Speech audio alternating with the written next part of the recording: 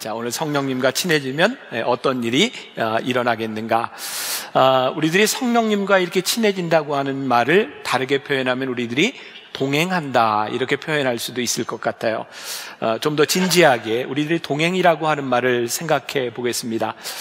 우리는 누구나와 함께 동행을 시작할 수는 있습니다. 그런데 그 동행을 계속하는 것은 쉽지 않습니다. 우리가 누군가 계속된 동행을 하려고 하면 그 사람이 좋아하는 것은 무엇이고 그 사람이 싫어하는 것은 무엇인지를 우리들이 알아야 합니다. 우리는 그 사람이 좋아한다고 생각했지만 그 사람이 이것을 좋아하지 않는다면 참다운 동행이 일어나기 힘들지도 몰라요. 제가 이번에 지지난해 약속되어 있던 그런 집회를 인도하면서 제가 이제 여러 교회를 지났기 때문에 방송을 봐도 누군지는 모를 것 같아서 얘기하는데 제가 정말 힘들었던 게 있어요. 뭐냐면 식사 대접을 받는 거였어요. 하루에 3끼 꼬박꼬박 아침 먹으러 가서 오고 가는 시간, 들어오면 점심 먹으러 또 오고 가는 시간, 저녁 먹고 오고 가는 시간. 저는 제가 할 일도 있는데 거기서는 저를 위해서 최고로 식사 준비를 해놨어요. 먹을 수도 없어요. 너무너무 힘들었어요. 힘들었겠죠. 네, 누군가를 위해서 한다는 일이 꼭 그 사람에게 유익이 되는 것은 아니다. 여러분, 우리는 이건 성령님이 원하시는 일이야, 성령님이 기뻐하시는 일이야 라고 생각하지만 진짜 성령님이 기뻐하실까를 생각해 볼 필요가 있어요. 그래서 오늘 본문 말씀에 이렇게 되어 있죠. 주를 기쁘시게 할 것이 무엇인가? 어떻게 해요? 시험하여 보라.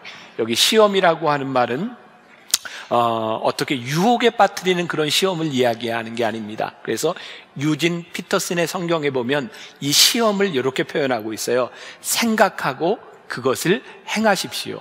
여러분, 주님을 기쁘시게 하는 일이 무엇인지를 생각하고 그것을 행하십시오. 제가 여러분들에게 종종 하는 말 가운데 생각하라. 우리 신앙에 생각이 참 중요하다. 그리고 또 종종 이런 문장은 우리들이 꼭 기억해야 되면 좋겠다 하는 문장들이 있는데 오늘도 그 중에 하나가 나옵니다. 기대하고 들으세요. 꼭 기억하세요. 말씀을 준비하면서 저희가 생각한 것인데 믿음이 없이 우리들이 생각하잖아요. 그것은 불신입니다. 그런데 생각 없는 믿음을 가지면 그것은 맹신입니다. 이해가 되셨어요? 믿음 없는 생각은 불신이고요. 생각이 없는 믿음은 맹신입니다. 불신과 맹신은 성령님과 동행할 수 없는 거예요. 여러분, 우리가 성령님과 동행한다라고 하는 아주 중요한 의미는요, 편안하냐 불편하냐에 있지 않습니다. 제가 미리 말씀드린다면 여러분들이 성령님과 동행한다면 불편한 일이 많이 생깁니다. 제가 이 성령님에 대한 말씀을 준비하면서 돌아가신 오카는 목사님이 쓰신 성령에 대한 설교를 보게 되어 있는데 거기에 이런 이야기가 나와요. 유명한 우리 이어룡 교수가 쓴 책 중에 아들이여 이 사나를 이라고 하는 책이 있는데 거기에 나오는 이야기입니다. 어느 시골에 수염을 길게 기르고 다니는 할아버지 한 분이 계셨습니다. 우리 옛날에 수염 기른 분들 많이 보았잖아요. 그런데 이 동네 사는 한 꼬마가 할아버지를 볼 때마다 궁금한 게 있는 거예요. 어느 날 할아버지를 만나서 궁금한 걸 묻습니다. 할아버지는 밤에 주무실 때 수염을 이불 속에 넣고 주무세요? 아니면 이불 밖에 내놓고 주무세요? 그 질문을 들은 할아버지는 생각해 보니까 모르겠는 거예요. 한 번도 의식을 해보지 않은 거죠. 그래서 할아버지가 얘야 미안하구나. 할아버지가 오늘 밤에 가서 한번 자보고 너에게 이야기해 줄게. 밤이 되어서 잠자리에 누웠습니다. 이 할아버지가 수염을 이불 속에 넣으니까 답답해서 잠을 잘 수가 없는 거예요. 그래서 또 수염을 빼놨어요. 그랬더니 이게 뭔가 좀 이상한 거예요. 30년 동안 달고 다닌 수염인데 한 번도 생각해보지 않았던 일이죠. 생각해보니까 불편해졌어요. 자, 여러분들에게 묻습니다. 공감이 좀 가세요? 생각하지 않으면 우리들에게 불편함도 없을 일인데 생각해보면 우리를 불편하게 하는 일이 있다는 거예요. 우리를 당황스럽게 하는 일들이 있다는 거예요. 여러분들이 너무나 당연하게 생각했던 이건 성령님이 원하시는 일이야 라고 생각했는데 그렇지 않을 수도 있다는 거예요. 제가 친하게 지내는 목사님 부부가 있어요. 제가 뭔가를 좀 이렇게 좀 해주고 싶은 마음이 들었어요. 그때 제가 알고 있는 영화 배우를 통해서 시사회 초대권이 왔어요. 영화를 보고 나면 함께 이제 식사도 하고 이제 이야기도 나눌 수 있는 그런 기회라 그 부부를 초청해서 극장을 가게 되었습니다. 그분들에게 참 좋은 기회라고 생각을 했고, 근데 그 영화가 무슨 영화인지를 저는 몰랐어요. 그냥 제목만 보고 갔는데 그 영화가 공포 영화였어요. 그런데 제가 나중에 알게 된 건 그 사모님이 공포 영화를 못 보는 분이었다는 거예요. 그런 일이 저에게 또 한 번 있었어요. 제가 또 친하게 지내는 목사님 중에 한 분이 있었는데, 저는 개인적으로 바둑을 참 좋아합니다. 바둑을 두지는 않지만 프로들이 두는 바둑을 저는 이제 방에서 이게 러닝머신에서 운전이란다 뛰면서 1시간 정도 보는 걸 굉장히 좋아하거든요. 그런데 바둑 영화가 나온 거예요. 신의 한 수. 저는 그게 바둑 영화인지 알고요, 그분을 초청해서 극장에 갔는데 그게 조폭 영화였어요. 처음부터 끝까지 너무나 잔인한 영화였고요. 그 영화를 보고 난 후에 이 사모님은 3일 동안 소화가 안 돼서 굉장히 힘들어했습니다. 이분은 피를 잘 못 보는 그런 분이었어요. 제가 깨닫게 된 게 있죠. 내가 좋아할 것이라고 생각하고 대접했지만 저분에게 그렇지 않을 수도 있구나, 그러면서 그분을 알아가는 겁니다. 여러분, 우리가 성령님이 좋아하시는 일이 무엇인가를 시험하라 라고 하는 이 말 가운데는요, 아주 중요한 의미가 있는데, 우리들이 아무리 생각하고 우리들이 행하는 일이라고 해도 성령님에게 딱 맞는 것이 아닐 수는 있다. 우리의 신앙에는 과정이 필요하다는 거예요. 신앙은 과정이 필요한 일이구나. 하나님을 알아가고 성령님이 기뻐하시는 일을 우리들이 해나가는 것은 완성되는 것이 아니라 배워나가는 것이구나. 그리고 신앙이라고 하는 것은 우리가 원하는 것을 하나님이 맞춰주시는 것이 아니라 하나님이 원하는 것을 우리들이 맞추어 나가는 것이 신앙이구나. 이것이 오늘 에베소서 기자가 이야기하는 말이에요. 여러분, 하나님이 원하시는 일은 우리의 삶에 실수가 없는 일이다라는 믿음이 우리들에게 생길 때 우리는 하나님이 원하시는 일에 전적으로 뛰어들 수 있어요. 그런데 이 믿음이 없다면 우리는 하나님의 일을 해야 된다고 하는 자신감도 상실할지 몰라요. 여러분, 미신과 진정한 신앙의 차이는 바로 여기에 있다고 생각해요. 우리나라의 정치인들 그 선거철이 되면 점집들이 굉장히 붐빈다고 이야기를 하죠. 사람들이 가서 무엇을 묻습니까? 내가 어떻게 해야 당선이 되겠습니까? 당선이 되는 방법을 물어요. 그런데요, 성령님을 의식하는 사람은 당선의 방법을 묻지 않습니다. 제가 이 선거에 투표해 나가는 것이 하나님의 뜻입니까? 어떻게 선거를 치르는 것이 하나님이 기뻐하시는 일입니까?를 물어요. 우리들이 종종 보는 그 옛날 사극 같은 데 보면 미신이 되게 뭐죠? 자기의 꿈을 이루기 위해서 남에게 해코지를 하는 일을 서슴지 않고 합니다. 미신은 목표를 이루기 위해서 자기가 하고 싶은 일을 서슴지 않지만, 신앙은 성령님과 동행한다고 하는 것은 하나님이 원하시는 일을 위하여 내 뜻을 하나님의 뜻에 맞춰 나가는 것. 그런데 에베소 교회에는요, 불행하게도 그 기준을 알 수 있는 것들이 없었어요. 우리는 지금 성경을 가지고 있잖아요. 그 당시에는 성경이 없었단 말이에요. 사도 바울이 편지를 쓰면서 그래서 너희들이 하나님이 기뻐하시는 일이 무엇인지를 너희들이 실험하여 보아라. 생각하고 너희들이 행동하여 보아라. 만일 우리들이 하나님 앞에 기뻐하시는 일을 생각하지 않고 우리들이 살아간다면 우리는 하나님과 우리들 사이에 인격적인 관계가 없다는 것을 이야기할지 몰라요. 제가 성령에 대해서 이야기하는 두 번째 시간에 한 이야기인데 이미 여러분들이 다 잊어버리셨을 것 같아요. 대개 그러니까. 근데 혹시 기억나세요? 예수님의 어머니와 아버지가 예수님과 함께 예루살렘에 갔다가 돌아오는 중에 한나절쯤 이렇게 걸었는데 예수님이 안 계신 거였어요. 그래서 예수님의 어머니, 아버지 요셉과 마리아가 어떻게 하죠? 예수님이 계셨던 잃어버린 곳으로 돌아갑니다. 같은 예수님이 계세요. 예수님과 함께 동행하여 오죠. 자, 중요한 말씀을 드립니다. 우리가 성령님과 동행하기 위해서는요, 성령님께서 우리를 위해 길을 바꾸시지 않아요. 우리가 성령님과 친해지고 성령님과 동행하려면 성령님이 가시는 길을 바라보며 우리들이 길을 바꾸어야 하는 거예요.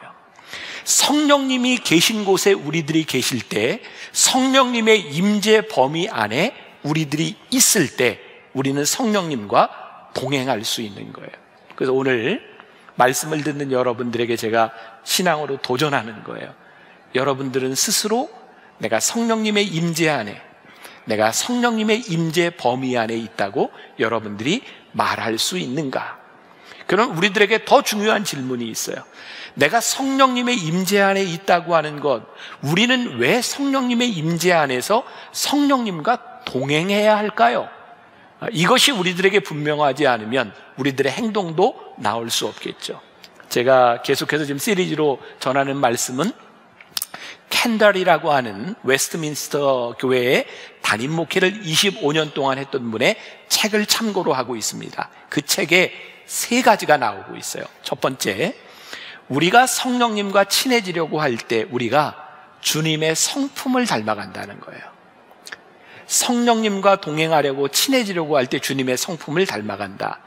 예수님께서 이 땅 위에 오셔서 많은 일을 행하셨는데 사람들이 이렇게 물었죠. 당신이 왜 이런 일을 합니까? 예수님이 뭐라고 대답하세요?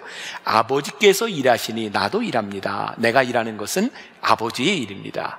또 예수님께서 이렇게 말씀하셨어요. 내가 너희를 떠나가면 보혜사 성령을 너희에게 보내리니 성령님이 모든 것을 생각나게 하시리라. 그러니까 우리들이 성령님과 동행한다면 우리는 자연스럽게 하나님이 원하시는 일과 예수님이 원하시는 일을 우리들이 따라가게 돼요. 문제는 우리들이 예수님을 닮아가기 위해서 우리들이 순종하느냐에 대한 부분이죠. 우리들이 올바른 길을 걸어가고 우리들의 삶에 문제가 없을 때는 순종이라는 것이 그렇게 별로 필요하지 않아요. 왜? 그냥 자연스럽게 갈 수 있어요. 근데 우리들의 삶에는요, 늘 문제들이 생겨요. 그리고 우리들이 참 이해할 수 없는, 이게 정말 하나님의 뜻일까? 라고 우리들이 생각할 수 없는 고민의 때가 옵니다. 그때 우리들에게 순종, 성령님의 임재를 바라보는 것이 아주 중요해요. 아마 대부분의 남자들이 그럴 것 같아요. 저도 그랬고, 요즘은 내비게이션이 있어서 우리들이 이렇게 탁 주소를 놓고 이렇게 가지만, 예전에 내비게이션이 없을 때는 지도를 보거나 혹은 부부가 같이 가면 옆에 있는 아내가 이렇게 운전할 때 뭐라고 이야기를 하죠. 그 길 아니라니까. 모르면 좀 묻고 가지. 그럼 되게 남자들의 반응이 어떻죠? 괜찮아, 그냥 믿어봐. 그리고 이렇게 가다가 헤매죠. 근데 남자들은요, 잘 물어보지 않습니다. 제가 그래요. 여러분은 안 그런 것 같고. 그래서 가다 보면 이렇게 헤매다가 가요. 그런데 시간이 좀 걸리는 거예요. 남자들은 참 이상한 자존심 같은 게 있어요. 남에게 뭐하러 물어봐. 근데 만약에 이런 길에 대한 문제라면 조금 헤매다 다시 돌아오겠지만, 우리 인생의 중요한 순간의 문제라면 묻는 것이 참 중요하지 않을까. 여러분, 성경에 보면요, 하나님께 묻지 않았기 때문에 오랜 시간을 돌아온 사람들이 있어요. 참 아까운 거죠. 우리가 성령님과 동행한다면 우리의 인생이 잘 보이지 않을 때, 무엇이 옳은지 알지 못할 때 어디로 가야 되는지 우리의 인생을 보아야 하지 않겠습니까? 그런데 우리들에게는 성경도 주어져 있고 우리들이 성령의 임재 가운데 거하기를 소원하는 마음이 있을 때 우리들에게 그 길을 가르쳐 주시겠다고 우리들에게 말씀하고 있는 거죠. 혹시 우리가 하나님의 뜻대로 살아간다고 하면서 내가 하나님을 영화롭게 하는 목적이 있다고 생각하면서 우리는 묻지 않아도 돼 라고 자신한다면 어쩌면 우리들이 교만하거나 혹은 자신의 의에 빠져 있을 가능성도 있어요. 여러분, 우리들이 끊임없이 물어야 되는 거예요. 여러분, 사무엘하 6장, 제가 지금 하는 이야기를 듣고 이해가 잘 안 되는 분들은 오늘 가서 사무엘하 6장을 한번 묵상해 보세요. 다윗이 왕이 되고 난 후에 그의 마음에 소원이 있었어요. 어떤 소원이냐면 나쁜 소원이 아니에요. 그 하나님의 법궤를 잃어버렸어요. 이방 땅의 블레셋 땅에 빼앗겨 버렸어요. 그래서 다윗은 이 법궤를 찾아와야 되겠다, 예루살렘으로 가져와야 되겠다 생각을 하고 많이 노력을 하는데 그게 잘 되지 않아요. 사무엘하 6장에 보면 그 법궤를 소에 싣고 이렇게 오면서 나곤이라고 하는 사람의 타작마당에 이르렀을 때 소가 이렇게 날뛰는 바람에 법궤가 떨어질지 몰라. 그 우사라고 하는 사람이 법궤에 손을 댔는데 죽습니다. 성경에는요, 아무나 법궤에 손을 댈 수가 없었어요. 다윗에게 있어서 참 이해할 수 없는 부분이었을 것 같아요. 하나님, 제가 하나님의 영광을 위하여 하나님의 법궤를 예루살렘으로 가져오려고 하는데 왜 하나님 허락해 주시지 않는 거죠? 우리의 인생에 참 이해하기 힘든 것이 있어요. 저 하나님의 영광을 위해서 하는 일이거든요. 하나님, 제가 주의 뜻대로 살고 싶거든요. 그런데 하나님, 왜 이런 일이 일어나는 거죠? 그런데 이 일에 대하여 역대하 15장 13절에 보면 이렇게 기록이 되어 있어요. 우리가 규례대로 그에게 구하지 아니하였습니다. 다윗의 소원이 잘못된 것이 아니라 하나님의 영광을 위하는 그의 마음이 잘못된 것이 아니라 이 일을 하는 것은 레위인 제사장을 통해서 이 일을 해야 되는데 다윗이 그 규례를 잃어버렸다는 거예요. 만일 우리들이 하나님의 뜻대로 살아가려는데 우리들의 인생에 풀리지 않는 문제가 있다면 그만한 이유가 있음을 알라는 거예요. 그래서 성령님께서 우리들에게 원하시는 것, 우리가 성령님과 동행한다고 하는 것은요, 성령님이 원하시는 방법으로 우리들이 돌아오는 거예요. 그래서 시편 27편 4절 말씀에 보면 같이 한번 봉독해 볼까요? 내가 여호와께 바라는 한 가지 일, 그것을 구하리니 곧 내가 내 평생에 여호와의 집에 살면서 여호와의 아름다움을 바라보며 그의 성전에서 사모하는 그것이라. 이게 다윗의 고백이에요. 내가 여호와께 바라는 한 가지 일, 그것을 구하리니 내가 여호와의 집에 살면서 여호와를 바라보리라. 이 말 가운데는 어떤 의미가 있어요? 우리가 하나님을 믿으면서도 하나님을 바라보지 않을 수 있구나. 우리가 하나님을 믿는다고 하면서도 하나님이 원하시는 일을 우리들이 행하지 않고 살아갈 수도 있구나. 그래서 우리가 성령님과 친해지려고 노력할 때 우리들이 하나님이 하시는 일과 주님의 성품을 닮아갈 수 있는 거예요. 조금 더 나아가 보겠습니다. 두 번째로, 우리가 성령님과 친해지려고 할 때 우리들에게 틀림없이 찾아오는 것이 있는데 그것은 죄에 대한 인식이에요. 자, 우리가 오해하지 말아야 될 것, 그런 말이 있죠. 죄가 더한 곳에 뭐가 더 많다고요? 은혜가 더 많다. 이게 무슨 의미인가요? 우리가 죄를 많이 지을수록 하나님의 은혜를 많이 경험한다, 그런 뜻인가요? 그래서 우리들이 신앙생활을 하면서 하나님의 은혜를 많이 받으려면 주중에 죄를 많이 짓고 와라, 이런 의미인가요? 아니죠. 이것은 행위에 대한 죄를 이야기하는 것이 아니라 죄의식에 대한 부분입니다. 우리가 하나님 앞에서 죄의식을 많이 느낄 때마다 많은 은혜를 경험하게 된다는 거예요. 참으로 신기한 것은요, 성령은 순결한 영이시기 때문에 성령께서는요, 죄를 짓는 곳에 오시는 것이 아니라 죄를 인식하는 곳에 성령님이 오세요. 여러분, 예수님의 제자 중에 베드로가 처음 예수님을 만났을 때 예수님을 보고 뭐라고 이야기하죠? 주여, 나는 죄인이로소이다. 나를 떠나소서. 나는 죄인이라고 이야기를 했는데 주님이 베드로를 떠나신 것이 아니라 베드로를 부르셨어요. 베드로가 지금 죄를 지은 것이 아니라 그가 죄를 의식했을 때 성령님께서 그를 붙잡아 주셨어요. 이사야 6장에 보면 이사야가 하나님께 부르심을 받는 장면이 나오는데 이사야가 이렇게 이야기하죠. 화로다 나로 망하게 되었도다. 그의 죄가 얼마나 큰지 화로다 나로 망하게 되었도다 라고 이야기를 했더니 성령님께서 그를 버리신 것이 아니라 하나님께서 숯불로 그의 입술을 지지셔서 그를 예언자로 쓰시는 거예요.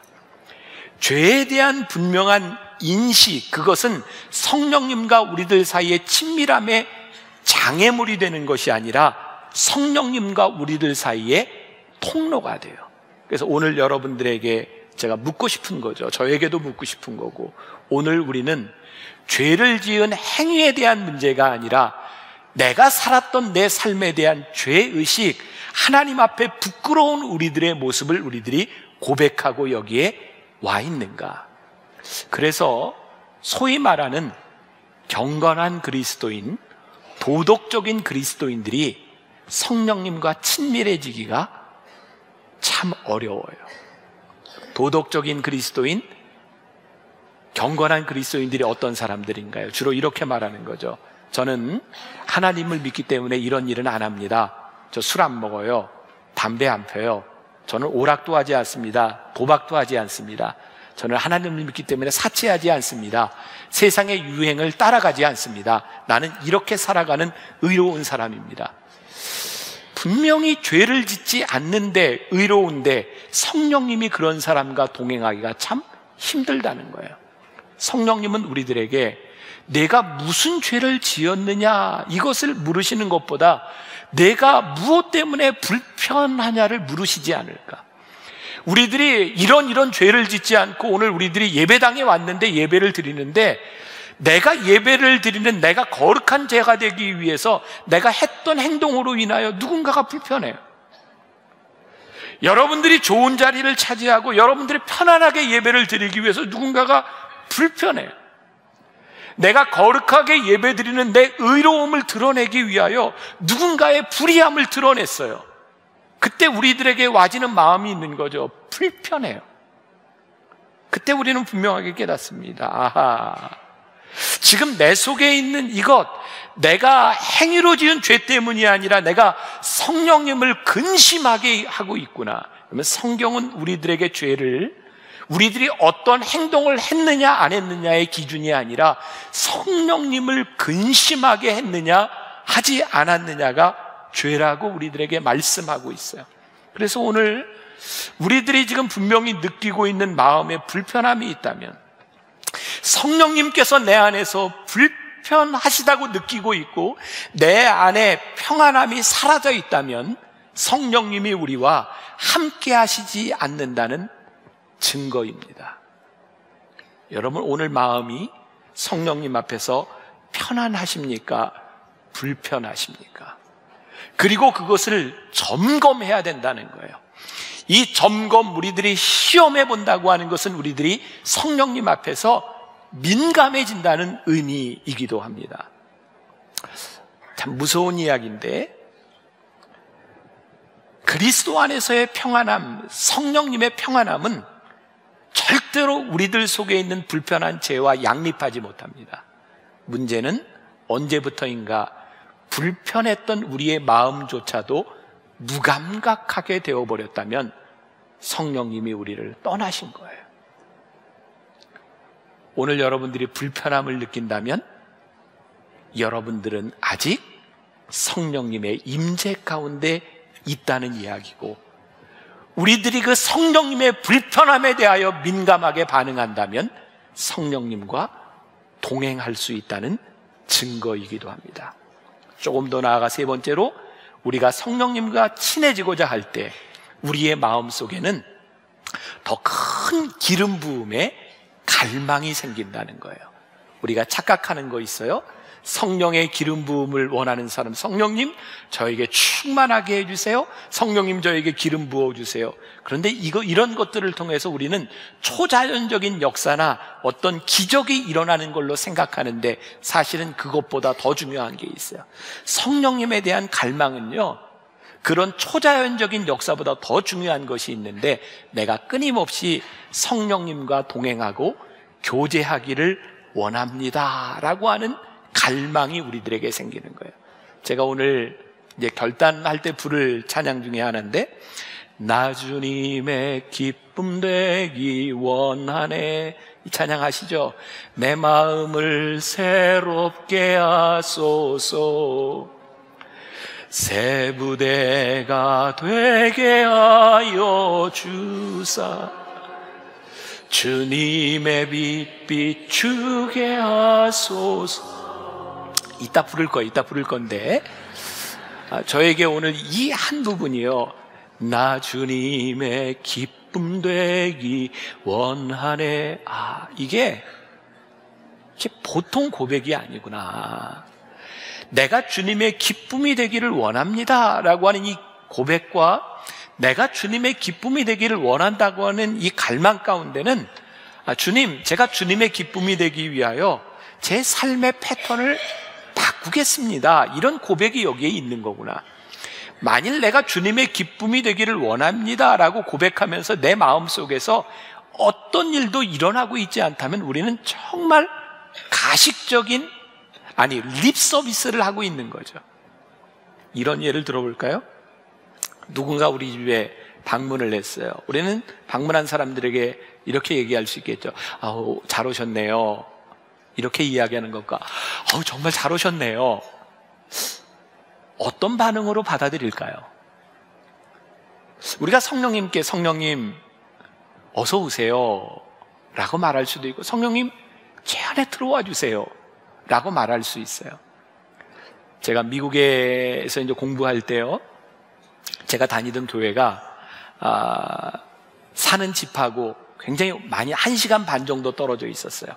겨울이 되면 눈이 굉장히 많이 왔고요, 눈이 오면 집을 못 갈 때가 있었어요. 밤에 도저히 그 눈길에 갈 수가 없었어요. 근데 그때 제가 이제 여러분들이 누군지 모를 테니까 제가 얘기하는데, 그분이 목사님인데요, 저에게 늘 그랬어요. 목사님, 눈이 많이 오면 우리 집에서 자요. 우리 집에서 자요. 근데 제가 한 번도 가서 자본 적이 없는데 정말 눈이 너무너무 많이 왔는데 그분이 자자 그래서 갔거든요. 제가 가고 나서요, 다시는 그 집에 안 간다고 생각을 했어요. 왜냐하면 오라 그래서 갔는데 정말 집이, 죄송해요, 너무너무 지저분했어요. 못 살아서 지저분한 것이 아니라 정리가 되어 있지 않는데, 정말 그 미국 카펫 문화잖아요. 발을 디딜 수도 없고요, 머리를 둘 수 없을 정도로 정말 지저분했어요. 그때 제가 어떤 마음을 느꼈는지 아세요? 이분이 저에게 우리 집에 와서 자세요 라고 말하는 것은 립 서비스였구나. 제가 미국 생활을 하면서 어떤 교인을 통해서는요, 목사님 우리 집에서 꼭 자고 주무시고 가세요 라고 이야기를 했는데 정말 감동한 적이 있어요. 제가 갔을 때 이분이 정말 정성스럽게 이 방을 준비해 놨구나. 우리가 성령님에게 이렇게 이야기하거든요. 성령님 제 안에 오세요.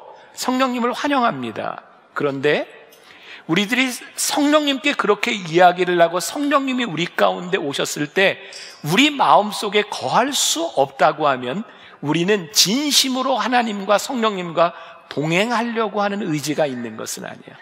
단지 우리는 습관적으로 립 서비스를 하고 있는 거예요.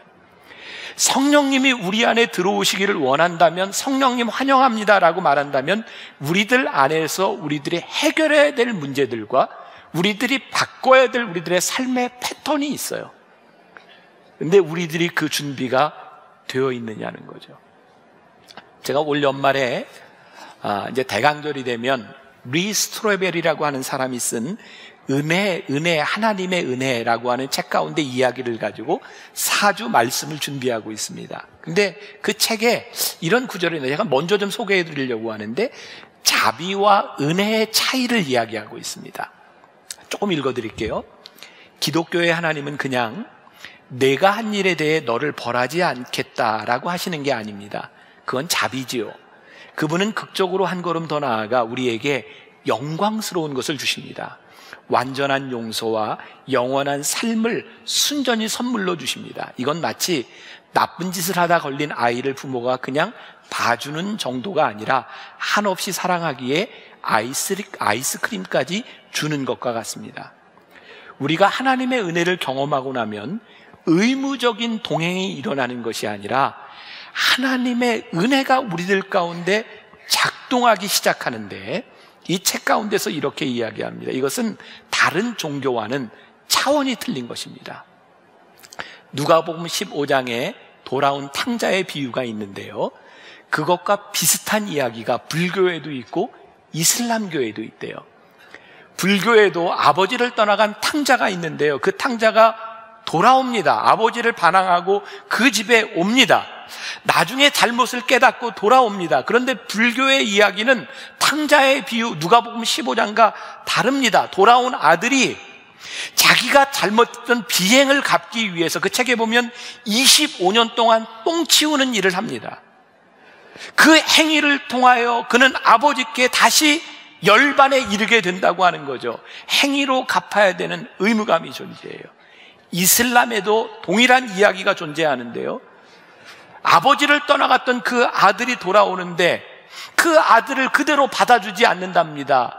이슬람에서는 가문의 영광이 제일 중요하기 때문에 가문의 수치를 일으킨 이 아들을 절대로 그냥 받아주지 않는답니다.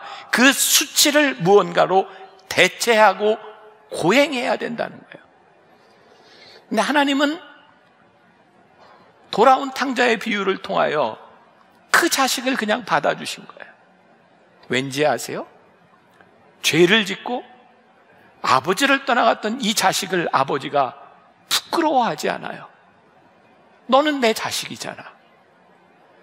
네가 그렇게 죄를 짓고 부족하고 연약한 것이 많지만 네가 내 자식이야. 그래서 내가 너를 그냥 받아주는 거야. 그게 은혜라고 말씀하시고 그냥 받아준 그 아들과 함께 동행하자고 우리들에게 말씀하고 계신 거예요. 하나님의 은혜는요, 우리의 죄의 크고 작음에 의해서 좌우되지 않아요. 우리의 실수를, 그 실수 때문에 죄의식 가운데 아파하는 우리를 용납해 주신 거예요. 이번에 제가 미국에 있으면서 교인들과 함께 정말 재밌게 이야기한 게 있어요. 아니, 미국에서 어쩌면 그렇게 실수한 일들이 많은지 몰라요.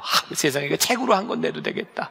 근데 그렇게 실수했는데 잘 살고 있는 모습을 보니까 우리의 능력으로 사는 것 같지는 않아요. 하나님이 우리를 용납해 주셔서 우리와 동행하고자 하시는 그 마음, 그래서 우리들이 성령님께로 돌아가면 우리들이 그분과 동행할 수 있는 거예요. 그 은혜 하나님의 은혜 가운데 한 사람의 이야기, 크레이그 헤이즌이라고 하는 사람의 이야기가 나오는데, 그 사람은 어렸을 때부터 정말 성실하고 착하게 모범생으로 살았던 사람이래요. 학창시절, 대학시절 전도팀들이 와서 전도를 하는데 그렇게 전도를 하더래요. 나는 옛날에 방탕했고 이렇게 술 먹고 이렇게 살았는데 하나님께서 나를 이렇게 바꾸어 주셨습니다. 근데 이 크레이그 헤이즌이라고 하는 사람의 마음 가운데 내가 저 자리에 올라가서 간증을 한다면 나는 그런 짓 하나도 안 하고 나는 이렇게 삽니다 라고 간증을 할 수 있을 것 같더래요. 근데 나중에 하나님께서 깨닫게 하신 거예요. 그렇게 선하게 산 너에게도 나의 은혜가 필요하단다. 은혜가 필요한 하나님의 그 마음 가운데 그가 무너져 내렸고 하나님의 은혜가 얼마나 큰지를 그가 고백하기 시작했어요. 여러분, 기름 부음에 대한 열망, 우리들이 성령님과 동행하겠다고 하는 그 열망은요, 나의 선함을 나타내는 것도 아니에요. 나의 뜻을 이루어내는 것도 아니에요. 나의 업적을 자랑하는 것도 아니에요. 하나님, 나의 삶에서 하나님이 드러나기를 소원하고 하나님과 동행하기를 원합니다 라고 하는 그 마음과 함께 우리들이 성령님과 동행하는 거예요. 여러분, 우리가 하나님을 믿는 게 뭔가요? 우리가 믿음을 고백하는 것이 무엇인가요? 저는 요즘 부쩍 그런 생각을 많이 해요. 우리가 성령님과 동행하지 않으면 하나님의 나라와 이 신앙이 회복되지 않겠다. 우리들이 하나님과 함께 동행하기를 소원할 때 로마서 8장 28절에 하나님을 사랑하는 자 곧 그 뜻대로 부르심을 입은 자들에게는 모든 것이 합력하여 선을 이룬다고 하는 믿음이 없다면 우리들이 정말 성령님과 어떻게 동행할 수 있겠는가? 이번에 제가 집회를 인도하고 왔잖아요. 여러 군데를 인도했어요. 근데 오래된 교회였고 저희 교회는 젊은이들이 참 많은 편이지만 제가 인도했던 교회들은 연세가 많은 분들이 대부분이었어요. 제가 마지막 집회를 인도하는 이제 플로리다의 연합 집회였는데 설교를 마치고 났는데 연세 많은 할머니들, 저도 이제 할아버지 돼가지만 아무튼 여러분들이 와서 이제 저하고 사진을 찍자는 거예요. 예배를 마치고 사진을 찍는데 어떤 목사님이 사람들을 이렇게 막기 시작했어요. 목사님 힘든데 그만 한꺼번에 찍어요. 그러면서 그분이 저에게 이렇게 얘기를 하더라고요. 죄송합니다. 그분 표현에 의하면 목사님, 목사님 같은 스타 목사님은요, 이렇게 옆에서 누가 이렇게 로드 매니저처럼 이렇게 딱 방어를 해주지 않으면 목사님 너무너무 힘들어요. 근데 그때 제 마음에 함께 말씀을 들으며 그 할머니들, 그 오래된 분들이 왜 나와 사진을 찍고 싶을까? 그냥 제가 어떤 유명한 목사 그런 게 아니었어요. 그분들의 마음 가운데 오랫동안 갈급했던 그 말씀에 대한 추억을 담고 싶은 거였어요. 제가 그분에게 이야기했어요. 놔두세요. 괜찮습니다. 제가 끝나고 3일 동안 매일 밤마다 예배를 마치고 한 사람 한 사람 사진을 찍었어요. 그리고 제 마음속에 찾아오는 어떤 그 기쁨 같은 게 있었어요. 제가 참 힘든데요, 하나님. 마음이 참 기뻐요. 제가 이분들과 함께 사진을 찍는 이 모습을 성령님 참 기뻐하실 것 같아요. 제 마음이 너무너무 감사하고 기뻤어요. 오늘 제가 여러분들에게 그런 이제 도전을 한번 드리고 싶은데, 성령님과 동행한다고 하는 것은 어떤 대단한 일이 아닌 것 같아요. 우리가 뭐 대단한 사람이 되어서 어떤 위대한 일을 행하는 것, 그것이 성령님의 일을 하는 것 같지 않아요. 그런데 오늘 우리들에게 물으시는 것이 있는 것 같아요. 너 혹시 마음이 불편하지 않냐? 내 마음이 불편하다면 내 안에 성령님이 계시지 않은 거야. 그리고 우리가 조금 수고스러운 것 같지만 우리가 하는 일들을 성령님이 기뻐하실 것 같은 마음이 있다면 기꺼이 우리들이 수고하는 거예요. 왜? 거기에 성령님의 임재가 있기 때문이에요. 우리들 너무 거창하게 대단하게 뭔가를 생각하는 것 같은데, 오늘 성령님께서 우리들에게 말씀하시는 거예요. 얘들아, 너희들이 한번 생각하고 행동해봐라. 너희들이 한번 생각해보고 행동해보아라. 무엇이 주님을 기쁘시게 하는 일인지, 그리고 주님을 기쁘시게 하는 일들이 성경에 나와 있지 않니? 근데 우리가 그거 무시하고 살아간다면 성령님이 우리를 떠나신 것이 아니라 우리가 성령님을 떠나버린 거예요. 오늘 여러분들이 무척 이렇게 덥고 잘못하면 이렇게 졸 수도 있을 것 같아서 제가 오늘 강단을 좀 벗어나려고 합니다. 제 움직임을 여러분들이 잘 쫓아오셔야 됩니다. 그리고 이 더운 여름을 좀 이렇게 좀 편안하고 아름답게 시작하려고 제가 미국의 시인이죠, 로버트 프로스트의 가지 않는 길이라고 하는 시를 좀 읽어드리려고 하는데, 노란 숲속에 길이 두 갈래로 나섰습니다. 나는 두 길을 다 가지 못하는 것을 안타깝게 생각하면서 오랫동안 서서 한 길이 굽어 꺾여 내려간 데까지 바라볼 수 있는 데까지 멀리 바라다 보았습니다. 그리고 똑같이 아름다운 다른 길을 택했습니다. 그 길에는 풀이 더 있고 사람이 걸은 자취가 적어 아마 더 걸어야 될 길이라고 나는 생각했던 게지요. 그 길을 걸음으로 그 길도 거의 같아질 것이지만 그날 아침 두 길에는 낙엽을 밟은 자취는 없었습니다. 나는 다음 날을 위하여 한 길을 남겨두었습니다. 길은 길에 연하여 끝없으므로 내가 다시 돌아올 것을 의심하면서 훗날에 나는 어디선가 한숨을 쉬며 이야기할 것입니다. 숲속에 두 갈래 길이 있었다고, 나는 사람이 적게 간 길을 택하였다고, 그리고 그것 때문에 모든 것이 달라졌다고. 굉장히 멋진 시거든요. 감동해 주세요. 멋진 시입니다. 네. 왜 제가 이 시를 처음에 시작하는가? 우리 인생에는요, 기대도 있고 후회도 있습니다. 어떤 기대? 우리가 아직 가지 않은 길을 볼 때, 저 길에는 뭐가 있을까? 우리의 인생에는 늘 선택을 하죠. 선택을 하고 나면 가지 않은 길에 대한 후회가 있어요. 왜? 저 길은 무엇이었을까? 여러분들 다 결혼하면서 좀 후회가 좀 되지 않으시나요? 남자분들은 이게 결혼하면서 많은 여자 중에 하나를 선택하잖아요. 여자들은 결혼할 때 다른 모든 남자를 포기하고 이 남자를 선택하잖아요.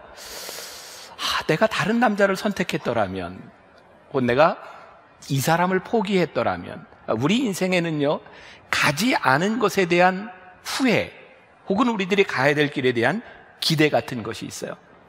우리가 알지 못하는 일들이 우리들에게 참 많이 펼쳐져 있지만 중요한 것이 하나 있습니다. 우리가 지금 가고 있는 이 길이, 우리가 선택한 이 길이 우리 인생의 최선이어야 되지 않겠는가? 우리가 어떻게 최선의 길을 갈 수 있을까? 우리들이 하나님께, 오늘 제가 성령님께 묻다라고 했는데, 하나님께 우리의 인생을 물으며 우리가 간 길이 후회하지 않을 길이라면 우리는 인생을 올바로 산 사람이 아닐까? 오늘 본문 말씀 가운데 참 독특한 말씀이죠. 하나님에 대해서 이야기를 하는데, 하나님은 어떤 분이라 그래요? 스스로 숨어 계신 하나님이다. 왜 성경은 하나님을 스스로 숨어 계신 하나님이라고 이야기했을까? 하나님이 숨어 계신 이유는 우리로 하여금 찾지 말라고 하는 것일까? 이사야서는 그렇게 이야기하지 않습니다. 하나님은 숨어 계신데 그분은 여전히 우리의 구원자시다. 제가 말씀을 준비하면서 그냥 이렇게 떠올랐던 옛날 우리 어린 시절에 숨바꼭질을 했어요. 요즘 애들은 그런 거 하는지 모르겠어요. 순례를 정해놓고 꼭꼭 숨어라 머리카락 보일라, 꼭꼭 숨어라 머리카락 보일라, 이걸 이제 몇 번 하고 이제 찾는 거죠. 자, 여러분, 숨바꼭질 찾는 사람도 있고 순례, 그 다음에 숨는 사람도 있습니다. 여러분, 이 숨바꼭질이 숨으면서 너는 절대 못 찾으니까 이제 못 찾는 거야, 이렇게 끝나는 건가요? 순례가 포기하는 건가요? 숨바꼭질의 긴박감은요, 못 찾을 곳에 숨어 있는 사람을 찾아내는 겁니다. 제가 숨어 계신 하나님이라고 하는 이 말씀을 제가 묵상하면서 떠올랐던 건 바로 이런 모습이었어요. 하나님이 우리에게 숨어 계시다라고 하는 것은 하나님이 우리와 관계없거나 우리들로 하여금 찾지 못하게 하심이 아니라 우리의 신앙에 긴장감을 더해 주시는구나. 만약 오늘 우리들에게 하나님이 보이지 않는다면 우리들이 하나님을 찾아야 되는 그것은 뭔가 우리들의 신앙에 긴장감을 높여주는 일이구나 라는 생각이 들었어요. 왜 우리는 성령님을 찾고 성령님께 물어야 할까요? 지금 계속 성령님에 대한 말씀을 나누고 있죠. 요한복음 14장 26절에 보면 우리 같이 봉독해 볼까요?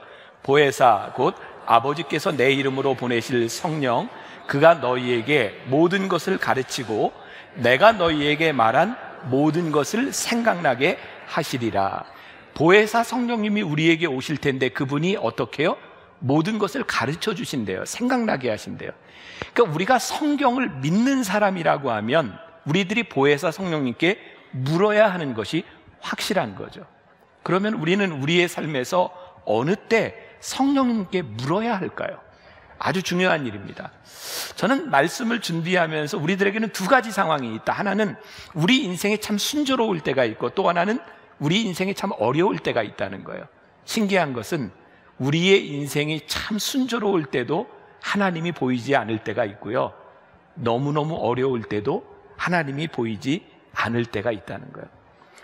여러분, 이스라엘 백성이 출애굽해서 가나안 땅에 들어가는데 그 모든 과정 가운데서 이스라엘 백성들은 하나님의 인도하심을 받습니다. 그리고 요단강을 건너는 때 하나님이 어떻게 건너라 말씀하셨고, 여리고성과 싸울 때도 하나님께서 알려주셨어요. 이스라엘 백성들은 하나님께 묻고 하나님이 말씀하시는 것을 통해서 승승장구합니다. 그런데 참 놀랍죠? 여리고성을 점령하고 나서 가나안 땅을 다 차지한 것 같았을 때 아주 작은 성읍 아이를 앞에 놓고는 하나님께 묻지 않습니다. 혹시 지금 여기 있는 여러분들 가운데 내 인생이 너무너무 잘 나가, 하나님이 나를 축복해 주셨어 라고 생각하는 분들에게 정말 위험한 것이 있는데, 우리의 인생이 잘 될 때 우리는 하나님께 물으려 하지 않는다는 거예요. 이스라엘 백성이 아주 어려움에 처하게 됩니다. 아주 작은 성 하나를 놓고 하나님께 묻지 않음으로 인해서 아이성 전투에서 패배합니다. 여러분, 여호수아서 9장으로 넘어가잖아요. 이스라엘 백성들이 이제 아이성에서도 이기고 죄를 회개하고 승승장구할 때였는데 또 문제에 봉착합니다. 기브온에 있는 그 백성들이 이스라엘 백성들이 전쟁에 능한 것을 보고 하나님이 어떤 분이신지를 알고 변장을 하고 속이고 여호수아를 만납니다. 그리고 화친을 맺자 그러는 거예요. 내가 너희에게 종이 될 터이니 우리 싸우지 말자.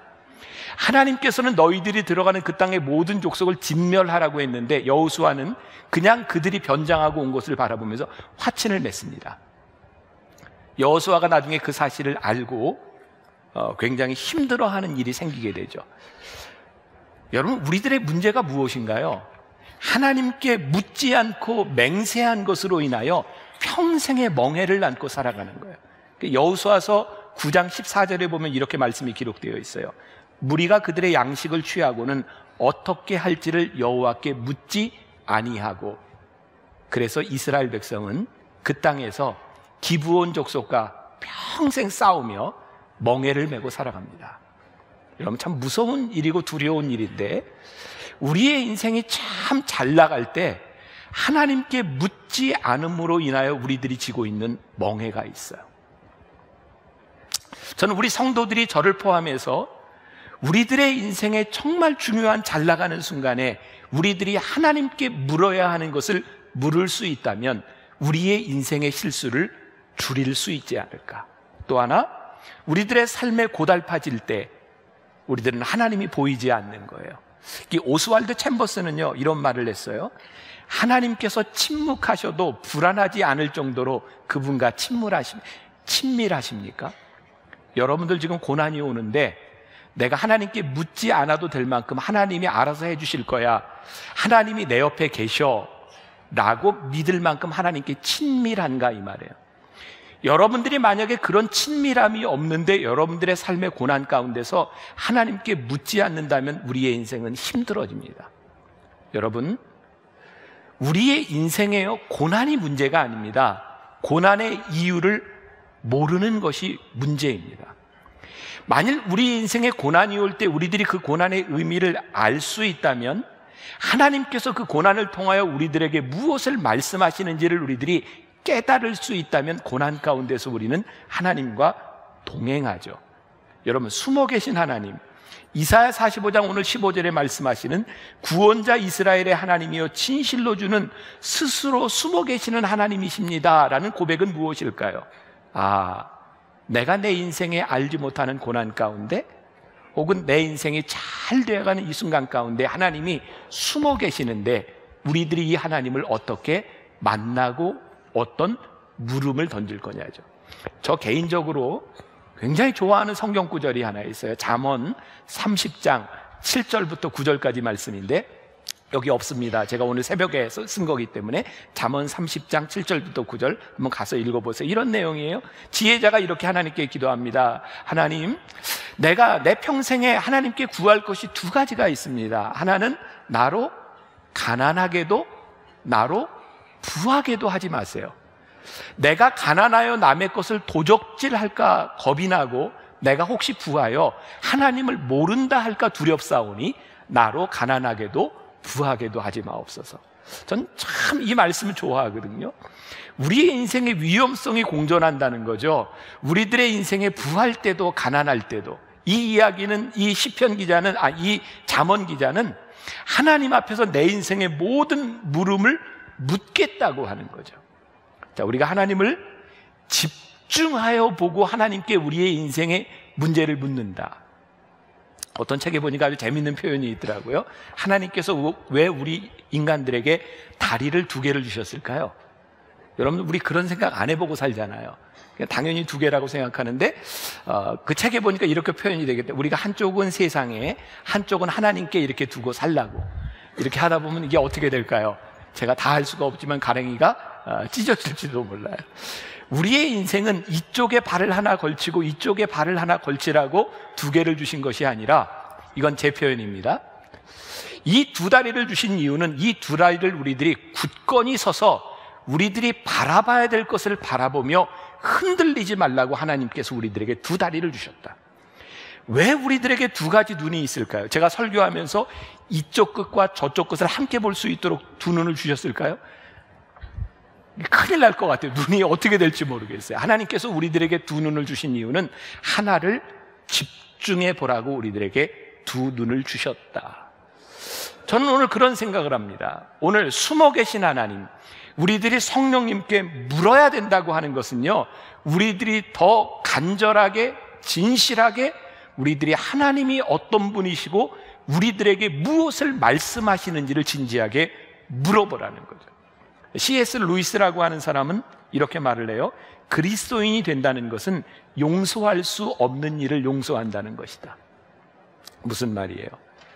그리스도인이 된다고 하는 것은 하나님께 묻고 하나님이 말씀하시는 그 마음으로 인하여 우리들이 할 수 없는 것을 하게 되는 것이에요.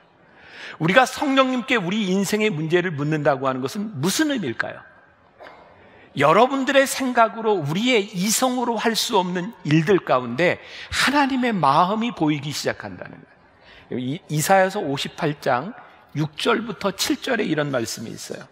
내가 기뻐하는 금식은 흉악의 결박을 풀어주며 멍에의 줄을 끌어주며 압제당하는 자를 자유하게 하며 모든 멍에를 꺾는 것이 아니겠느냐. 또 줄인 자에게 내 양식을 나눠주며 유리한 빈민의 집에 들어가면, 쭉 이런 말씀이 있어요. 이게 무슨 의미예요? 우리는 이렇게 생각하거든요. 아, 내가 금식을 하며 기뻐. 근데 하나님께서는 내가 금식하는 마음이 뭐야? 여러분, 우리들이 선행을 베푸는 것 참 좋은데 하나님께서 우리들에게 물으시는 것은 선행을 베푸는 곳에 내 마음이 있니? 우리들의 신앙의 단순함이 아니라 그곳에 하나님의 마음이 있는지를 우리들에게 물어보라는 거예요. 그러니까 이번 여름 우리들이 이 부흥회를 하고 성령님과 친밀하기를 원한다고 하는 것은 우리 인생에 아주 중요한 일이고, 우리 크리스찬들이 정말 제일 많이 하는 말 가운데 하나가 이런 말이잖아요. 저 성령님과 동행하고 싶습니다. 성령님의 임재를 느끼고 싶습니다. 제가 이제 말씀을 준비하면서 제 삶에 적용을 하자면 이런 거예요. 저도 그런 꿈을 꿔요, 늘. 하나님, 제가 설교를 준비하는 동안 성령께서 저에게 임재하여 주셔서 역사하여 주세요. 근데 가만히 생각해 보니까 이건 제 기준입니다. 제가 설교하면서, 설교 준비를 하면서 뜨겁게 성령님의 임재를 느끼는 날이 얼마나 될까요?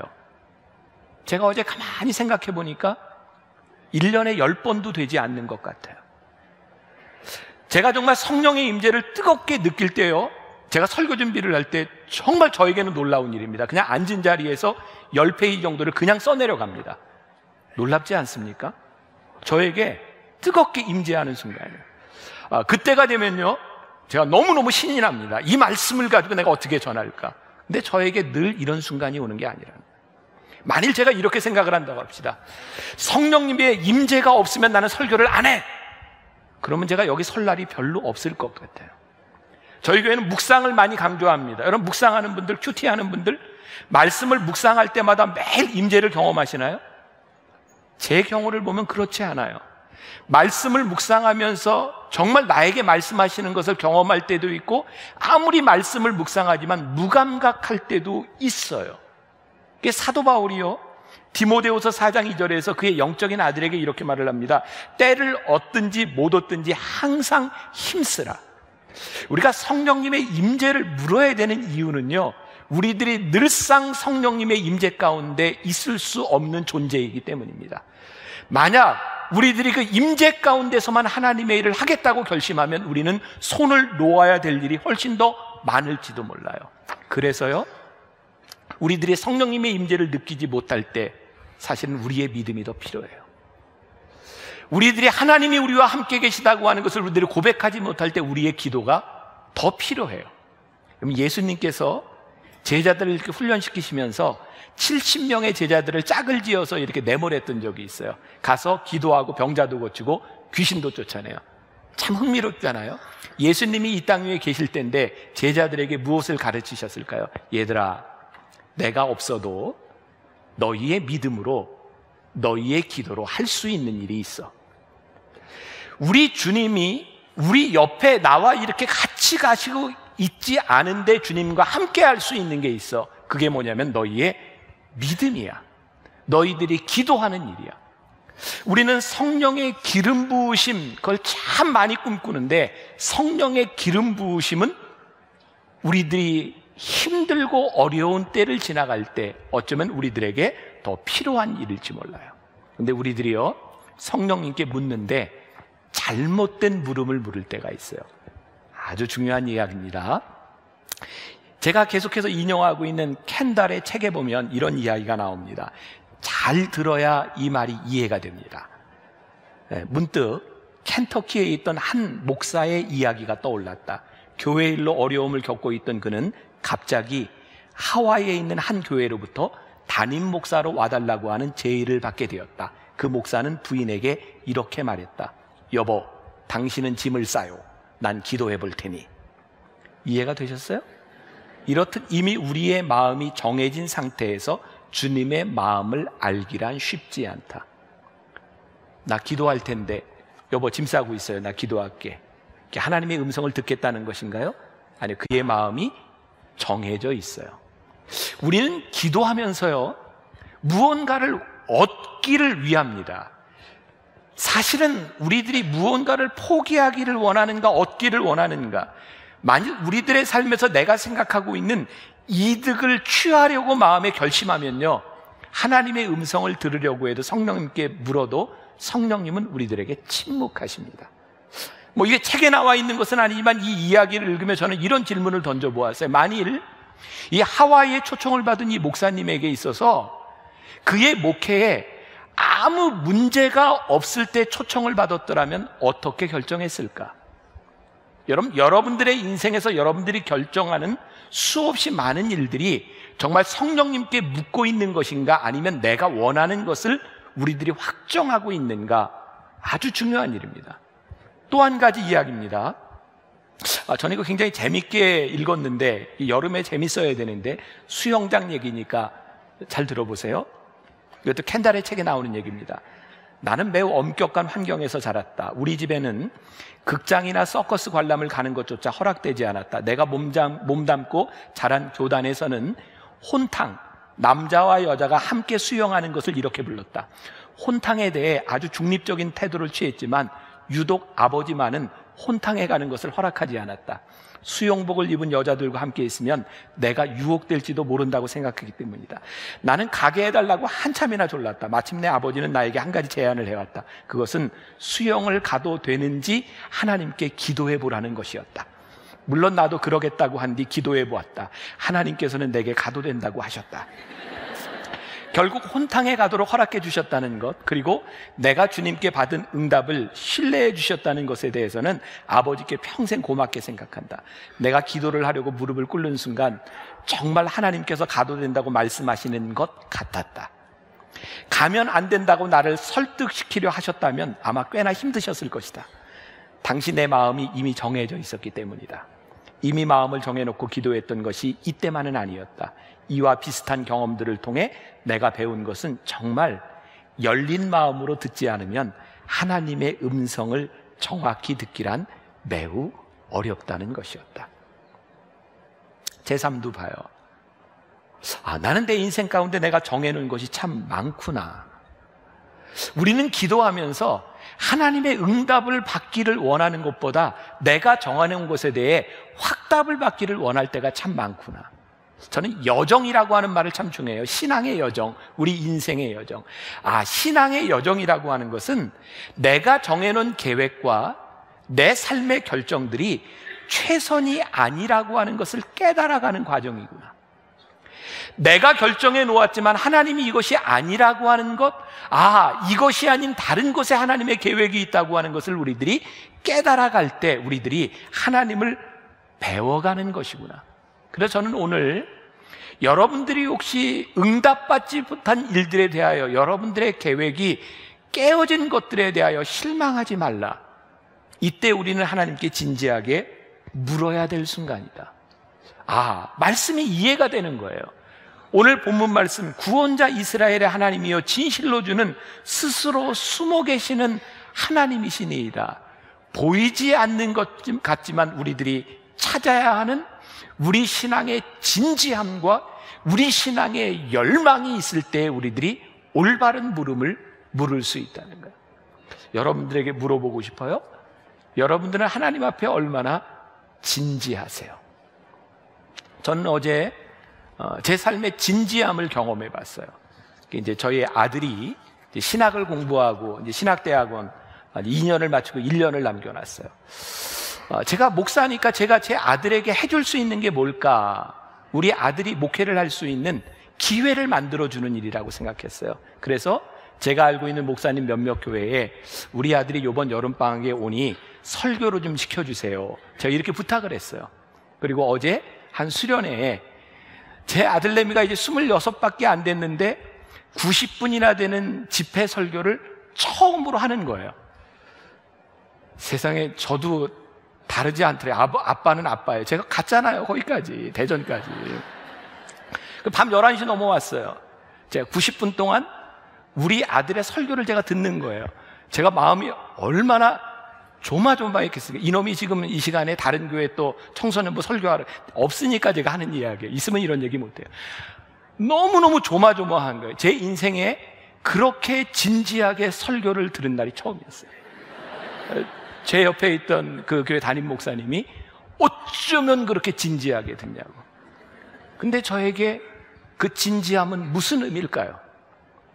아버지가 아들을 바라보는 마음의 진지함이에요. 저는 우리가 하나님을 우리의 아버지로 우리들이 믿을 때 하나님이 우리를 보시는 것과 더불어서 우리 인생에 하나님께 우리의 인생의 문제를 묻는 것은 정말 진지함이 필요하고 우리들에게 열망이 필요한 일이구나. 한마디도 놓치지 않으려고 하는 우리의 진지함이 우리들에게 하나님의 음성을 듣게 하는 것은 아닐까. 그래서 하나님이 우리들에게 나는 숨어있는 하나님이야, 너희들이 진지하게 묻지 않으면 들을 수 없는 음성이야, 음성이 없는 것이 아니라 오늘 우리들에게 진지하라고 말씀하시는 거예요. 그럼 기독교 역사를 통해 보면요, 성령님의 역사가 일어났던 순간들이 있어요.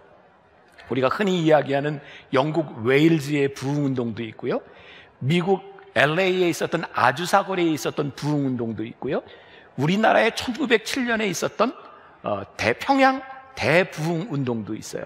근데 참 신기하죠. 부흥의 운동은 계속되지 않는다는 거예요. 어느 시대에 성령님이 일하시고 부흥운동이 끝이 나요. 근데 우리는 어떻게 사는지 아세요? 그때의 부흥과 그때의 성령의 역사를 추억해요. 아, 그때 그런 부흥에 있었지. 근데 참 놀라운 것은요, 우리들이 그런 부흥의 역사들을 추억하고 내 기억 속에 그 뜨거움의 기억이 있는데 실제 내 삶에는 성령님이 계시지 않는 거예요. 오늘 우리들이 우리의 삶의 부흥, 오늘 우리의 삶에서 역사하시는 하나님을 우리들이 묻지 않으면 성령님의 음성을 듣는 것은 너무너무 힘든 일이에요. 그래서 진지하게 우리들에게 물으라는 거죠. 우리가 성령 충만이라고 하는 말을 참 좋아합니다. 성령 충만, 성령 충만. 말씀을 준비하면서 읽었던 아주 흥미로운 이야기예요. 빌리 그레이엄 목사님이요, 한 번은 이런 소식을 듣습니다. 어떤 장로교회에서 교인이 술을 먹고 예배 참석을 한 거예요. 그래서 교회에서 그 사람을 징계했답니다. 왜? 성경에 보니까 술 취하지 말라 그랬잖아요. 징계를 했대요. 빌리 그레이엄 목사님이 그 교회에 이렇게 물었답니다. 술 취해서 온 사람들을 징계했는데 그러면 성령 충만하지 않은 채로 예배드린 사람들은 어떻게 징계했습니까? 왜? 술 취하지 말라, 그리고 성령의 충만함을 받으라고 했는데 술 취하지 않은 것은 죄라고 생각하며 왜 성령 충만하지 못한 것은 죄라고 생각하지 않습니까? 오늘 우리 신앙, 우리 교회, 우리 삶의 문제는 무엇이냐면요, 성령 충만함을 우리들이 그렇게 중요하게 생각하지 않는다는 거예요. 이 말은 저에게도 굉장히 큰 도전이 되었어요. 아니, 어쩌면 우리들의 마음 가운데는 성령 충만하기를 원치 않는 마음이 있는 것 같아요. 성령님을 이야기하지만 성령님이 우리의 삶을 이끌어 가시는 것에 대한 거부감이 우리들에게 있어요. 왜? 성령님의 길과 하나님의 계획이 우리의 인생의 길과 계획과 틀릴 수 있기 때문이죠. 그래서 우리들이 말로는 성령 충만을 이야기하지만 실제로 성령 충만하기를 거부하는 것은 아닌가. 제가 굉장히 멋진, 제 마음속에 너무너무 와닿는 이야기를 제가 말씀을 준비하다 보게 되었는데, 성령 충만함이라고 하는 것은요, 이 박영돈이라고 하는 교수가 쓴 책에 나오는 이야기인데요, 우리들은 성령 충만 이렇게 이야기할 때, 내가 하나님께 신실했으니까, 열심히 기도했으니까 하나님이 우리들에게 주신 거야 라고 생각하는데, 이분은 이렇게 썼더라고요. 성령 충만은 우리들의 신실함에 대한 하나님의 보상이 아니라 실패한 우리 인생에 대한 하나님의 선물입니다. 성령 충만은요, 저는 이 말씀이 정말 제 마음에 와닿았거든요. 오늘 여기 있는 여러분들 가운데 하나님의 선물이 필요한 사람이 있어요. 자녀 때문에 무지하게 힘든 분들이 있죠. 지금 사업도 무지하게 힘든 분들이 있죠. 하나님, 저 진짜 너무 힘들거든요. 제 힘으로는 해결이 안 돼요. 그 그때 하나님께서 우리들에게 주시는 선물이 성령 충만이라는 거예요. 내가 신실하고 나에게 부족함이 없기 때문에 하나님이 나에게 성령 충만을 주신 것이 아니라 내가 실패했고 부족하고 내 마음대로 내 힘으로 되지 않기 때문에 하나님께서 나에게 성령 충만을 선물로 주시는구나. 오늘 우리들이 성령 충만함이 내 인생에 하나님 너무너무 필요하다고 하나님 앞에 간절하게 우리들이 서 있을 때 우리 인생의 어려운 문제를 놓고 하나님, 정말 하나님의 도우심이 아니면 제가 너무너무 설 수 없어요. 그 간절함을 가지고 하나님 앞에 섰을 때 성령님이 우리들의 인생에 대답해 주시겠다는 거예요. 우리들의 간절함과 열망에 대하여 성령님께서 우리들에게 보이시겠다는 거예요. 스퍼전 목사님이 이런 이야기를 했어요. 우리에게 악한 자아보다 더 깨어지기 힘든 건 의로운 자아다. 악한 자는요, 하나님 말씀에 깨어지기도 하는데 내가 하나님 앞에 부족함이 없다고 생각하는 자는 하나님 앞에 깨어지지 않는다는 거예요. 1907년 평양 대부흥 운동을 기념해서 우리나라에서 100주년 때 많은 행사들을 했습니다. 그때 어떤 목사님이 이런 얘기를 했어요. 만약 이 부흥의 역사가 대형 교회를 통해서 일어난다면 하나님이 영광 받으시기가 참 힘들 것 같습니다. 왜? 대형 교회에서 이런 일이 일어난다면 우리가 했다고 생각할 것이기 때문에 우리의 힘도 우리의 능도 아닌 우리가 할 수 없는 곳에서 하나님이 일하실 때 성령님이 일하시는 것을 우리가 보게 될 것이라는 거예요. 우리들이 갈망한다? 성령님의 임재를 갈망하고 내가 묻는다. 팔복 말씀 중에 가난한 자는 복이 있다, 이런 말씀이 있어요. 가난하다라고 하는 말은요, 절박하다, 이런 말입니다. 여러분들의 삶에 절박할 때 여러분들의 삶에 복이 있습니다. 왜냐하면 성령님께서 우리들에게 말씀하실 것이기 때문에 그래요. 제가 참 좋아하는 신학자 목사 A.W. 토저가 이런 말을 했어요. 만약 우리 삶 속에 성령으로 충만하기를 원하는 갈망보다 더 큰 것이 있다면 우리는 결코 성령으로 충만한 그리스도인이 될 수 없습니다. 오늘 여러분들에게 제가 신앙의 도전을 드리고 싶습니다. 여러분들의 마음 가운데 성령의 충만을 위한 갈망이 우리들 가운데 있는가? 제가 여러분들에게 계속 소개하는 책이 하나 있죠. 마이크 어의 하나님께 놀라다라고 하는 책입니다. 여기에 참 아주 놀라운 통찰이 하나 있어요.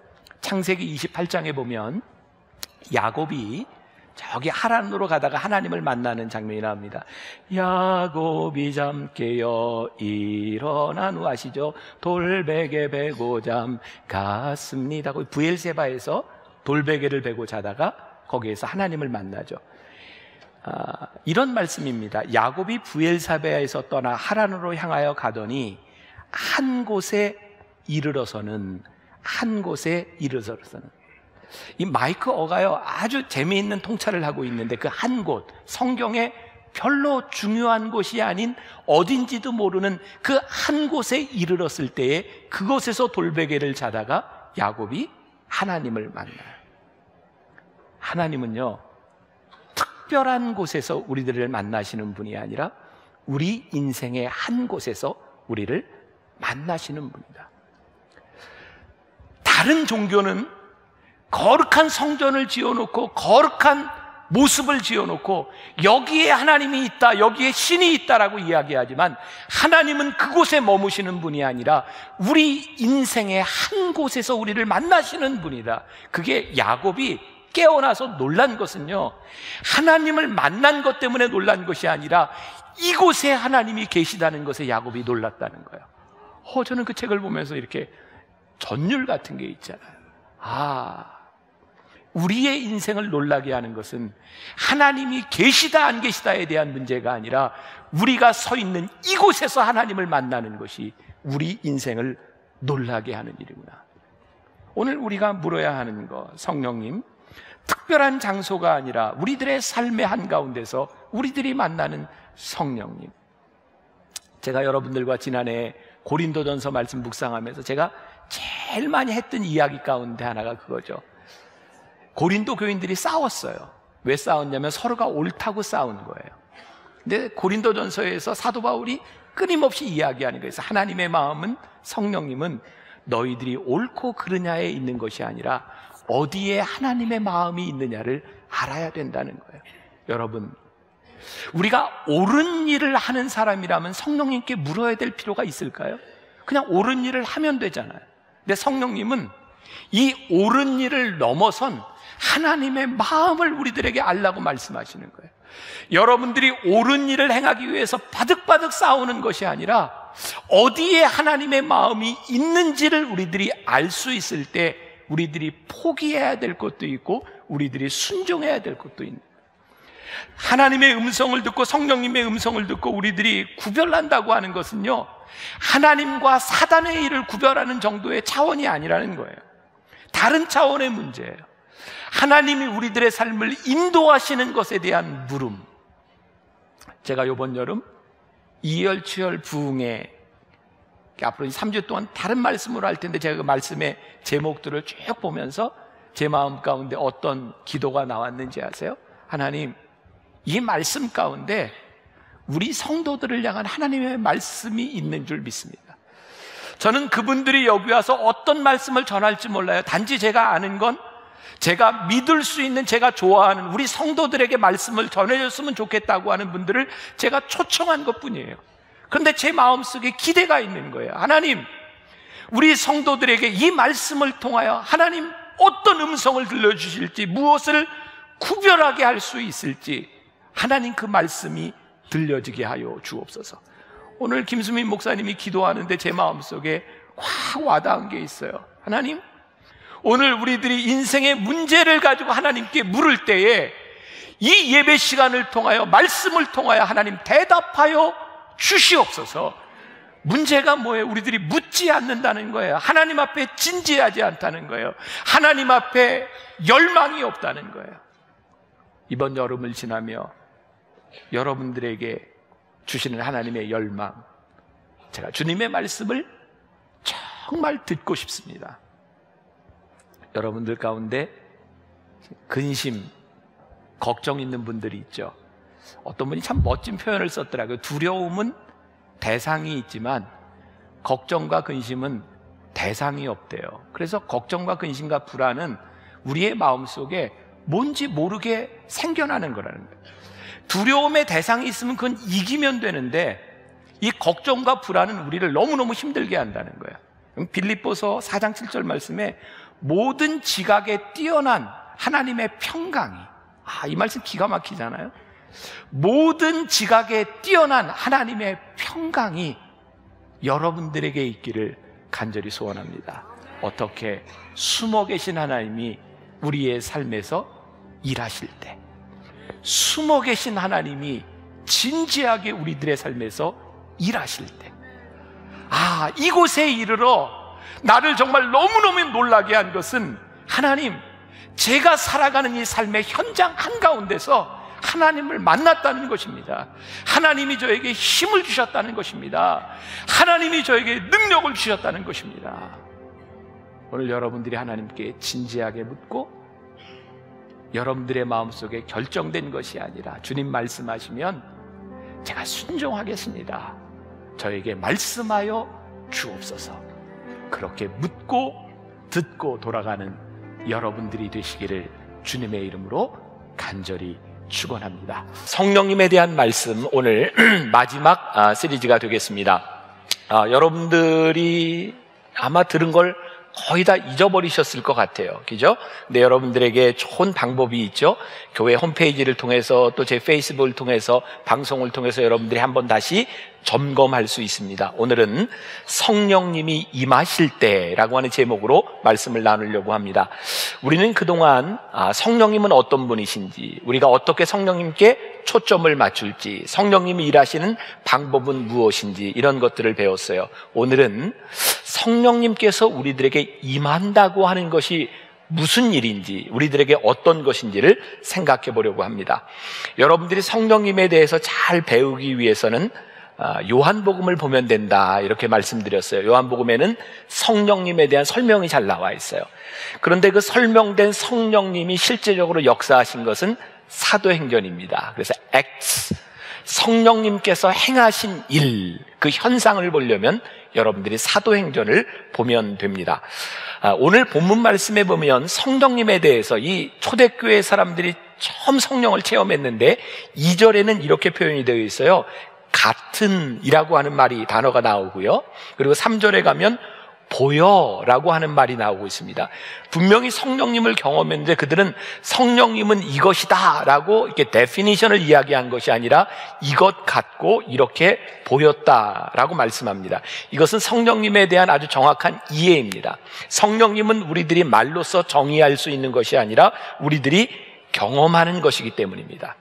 여러분, 우리가 누군가에게 무엇을 설명할 때, 처음 보는 것을 설명할 때 우리가 뭐라고 이제 이게 뭐같이 보여? 이렇게 말을 하죠. 아직 그것을 모르기 때문입니다. 여러분, 또한 우리가 팩트라고 하는 게 있어요. 어떤 사실. 그리고 그 팩트라고 하는 것과 그 팩트를 설명하는 것하고는 차이가 있습니다.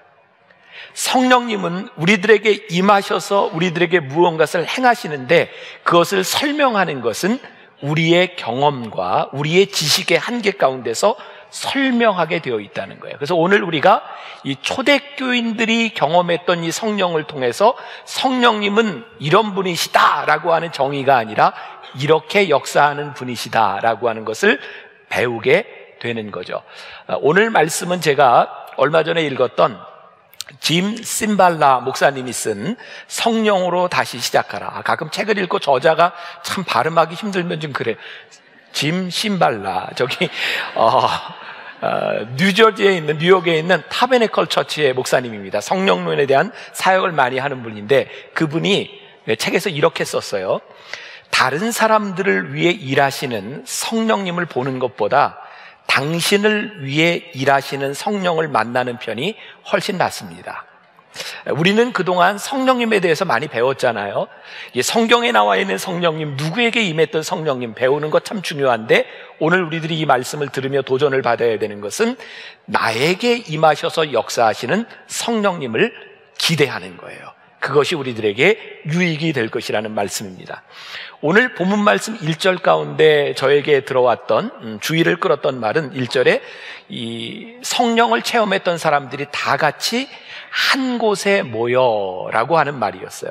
여러분, 우리들이 잘 기억해야 되는데요, 성령님의 특징 중에 하나인데 성령님은 우리들이 혼자 기도할 때도 임하시고 체험될 수 있어요. 그런데 대부분의 성령님의 역사는 공동체성을 가지고 있어요. 사람들이 모여서 기도하는 곳에, 모여서 예배하는 곳에 성령님이 임하세요. 그런데 우리들이 또 기억해야 될 것은 공동체 가운데 성령님이 임하시지만 성령님을 경험하는 것은 개별적이에요. 오늘 여기 공동체에 우리들이 예수 이름으로 모였다고 하는 것은 성령님을 경험할 수 있는 굉장히 좋은 기회인데 성령님을 경험하는 것은 개별적이다. 여러분들이 먼저 이것을 잘 기억할 필요가 있어요. 또 초대교회에 마가의 다락방에 모였던 사람들은 왜 모였을까요? 여러분, 그들은 두려움이라고 하는 것 때문에 함께 모였어요. 예수님께서 부활하고 승천하신 이후에 사람들이 예수님을 핍박하고 그들이 스스로 해결할 수 없는 문제, 두려움으로 인하여 그들이 함께 모였어요. 그리고 또 하나 아주 중요한 사실을 깨닫게 되는데, 이 성령 시리즈 하기 전에 제가 예수님의 제자에 대한 말씀을 나누었죠. 여러분, 예수님의 제자들에 대한 말씀을 나누면서 우리들이 깨닫게 된 게 참 별의별 사람을 예수님이 다 모으셨다는 거예요. 어떻게 저렇게 다른 사람을 모으셨을까? 그런데 그들이요, 성령을 체험하고 나서 예수님이 계시지 않는데 한 마음으로 일하기 시작합니다. 이게 무슨 의미일까요? 그들이 모였던 것은 그들이 한 마음을 가지고 모일 수 있는 공동체가 아니라 그들이 다른 마음, 다른 환경을 가지고 있었지만 그들이 가지고 있는 두려움을 가지고 모여서 함께 기도할 때 성령이 임하였더니 그들이 하나가 되었다는 말이에요. 그러니까 성령님 임재 가운데 일어나는 중요한 현상 가운데 하나는 우리에게 성령이 임하시면 우리들이 하나가 된다는 겁니다. 제가 지난 주간 변화산 새벽기도회를 인도하면서 그런 말씀 드렸어요. 거짓 영과 진리의 영을 구별하는 기준이 있다. 거짓 영은 우리를 분열케 하지만 성령은 우리를 하나로 만드는 것이다 라는 말씀을 드렸어요. 여러분들 중에 한국 교회에 얼마나 관심이 있는지 모르겠지만 요즘 일어나는 굉장히 긍정적인 일 가운데 하나가 있습니다. 한국 교회가 많이 이렇게 분열되어 있어요. 교단, 교파. 그래서 이렇게 단체들도 이렇게 나누어져 있는데 대표적으로 한기총이라는 게 있어요. 한국 기독교 총연합회. 그 다음에 한교련이라는 것도 있어요. 거기서 떨어져 나가서 한국교회 연합회. 나는 거기도 안 들어가. 그런 데가 또 교단장 연합회. 이런 단체들이 있어요. 그런 갈라진 모습들을 보면서 우리들이 참 가슴 아팠는데 요즘 어떤 일들이 일어나냐면 그걸 합치자는 거예요. 저는 분열된 그리고 문제투성이었던 이 한국교회에 모이자 하나 되자라고 하는 그 운동은 성령님의 임재를 우리들이 경험할 수 있는 굉장히 중요한 일이라는 생각이 들어요. 사람들은 왜 분열될까요? 왜냐하면 다른 사람을 인정하지 않기 때문입니다. 성령님은 우리로 하여금 하나 되게 만드세요. 제가 나온 모교, 감리교 신학대학이 몇 년째 많은 아픔 가운데 있어요. 왜냐하면 거기 있는 교수님들이 서로 총장이 되겠다고 지금까지 싸워요. 그래서 못 뽑아요. 제 요번 주간 변화산을 지나면서 하나님께서 저에게 그런 마음을 주셔서 너무너무 안타까운 거예요. 왜 교수님들 가운데 총장이 되겠다고 하는 사람만 나오고 나는 학생들에게 좋은 선생님으로 남겠다는 사람이 없을까? 만일 내가 좋은 선생님이 되고자 하면 그렇게 싸우지 않아도 될 텐데. 한국 교회에 지난 세기 동안 일어났던 많은 분열의 원인들 가운데 하나는 어떤 단체가 생기면 거기에 장이 되겠다고 싸우는 사람들이에요. 왜 한국 교회 목회자들은 내가 어떤 단체의 장이 되기를 원하지만 더 중요한 나는 교인들을 위한 좋은 목회자가 되겠다고 하는 마음들을 품지 못할까? 우리나라 이 정치를 바라보며 참 안타까운 것 중에 하나가 대통령이 되겠다고 애쓰는 사람들은 참 많은데 나는 정말 좋은 지도자가 되겠다고 하는 사람, 그 명예가 없어도 좋은 지도자가 되겠다고 하는 사람이 왜 없을까? 저는 이런 분열의 현상들을 바라보며 우리들에게 소망이 있다면, 교회가 이 시대를 이끌어갈 수 있는 소망이 있다면 성령의 임재를 경험한 사람들이 정말 다른 사람들이 하나 되는 모습들을 보여줄 수 있을 때 성령의 임재를 경험할 수 있는 것이 아닐까. 여러분, 지금까지 우리의 실패 두려움을 그것들 때문에 우리들이 성령의 임재를 경험할 수 없는 것은 아니에요. 제가 미국에서 유학하던 시절에 저에게는 굉장히 이렇게 영광스러운 일이라고 생각을 하는데, 제가 시카고에서 유학하던 시절에 유명한 시카고 불스라고 하는 농구팀이 3번 연속 우승을 하던 시기에 저는 시카고에 있었어요. 여러분, 그때 시카고 불스의 유명한 스타가 누군지 아세요? 마이클 조던입니다. 2003년도에 마이클 조던이 은퇴를 냈는데 미국의 ESPN은 20세기에 가장 훌륭한 운동선수 하나를 뽑으려면 마이클 조던을 꼽습니다. 그런데 마이클 조던이요, 은퇴하던 해에 이런 이야기를 했어요. 자신을 이렇게 묘사했습니다. 나는 9,000번 이상 슛을 놓쳤고 300게임에서 졌고 결정적인 슛을 26번이나 놓쳤고 실패하고 또 실패했습니다. 그것이 내가 성공한 이유입니다.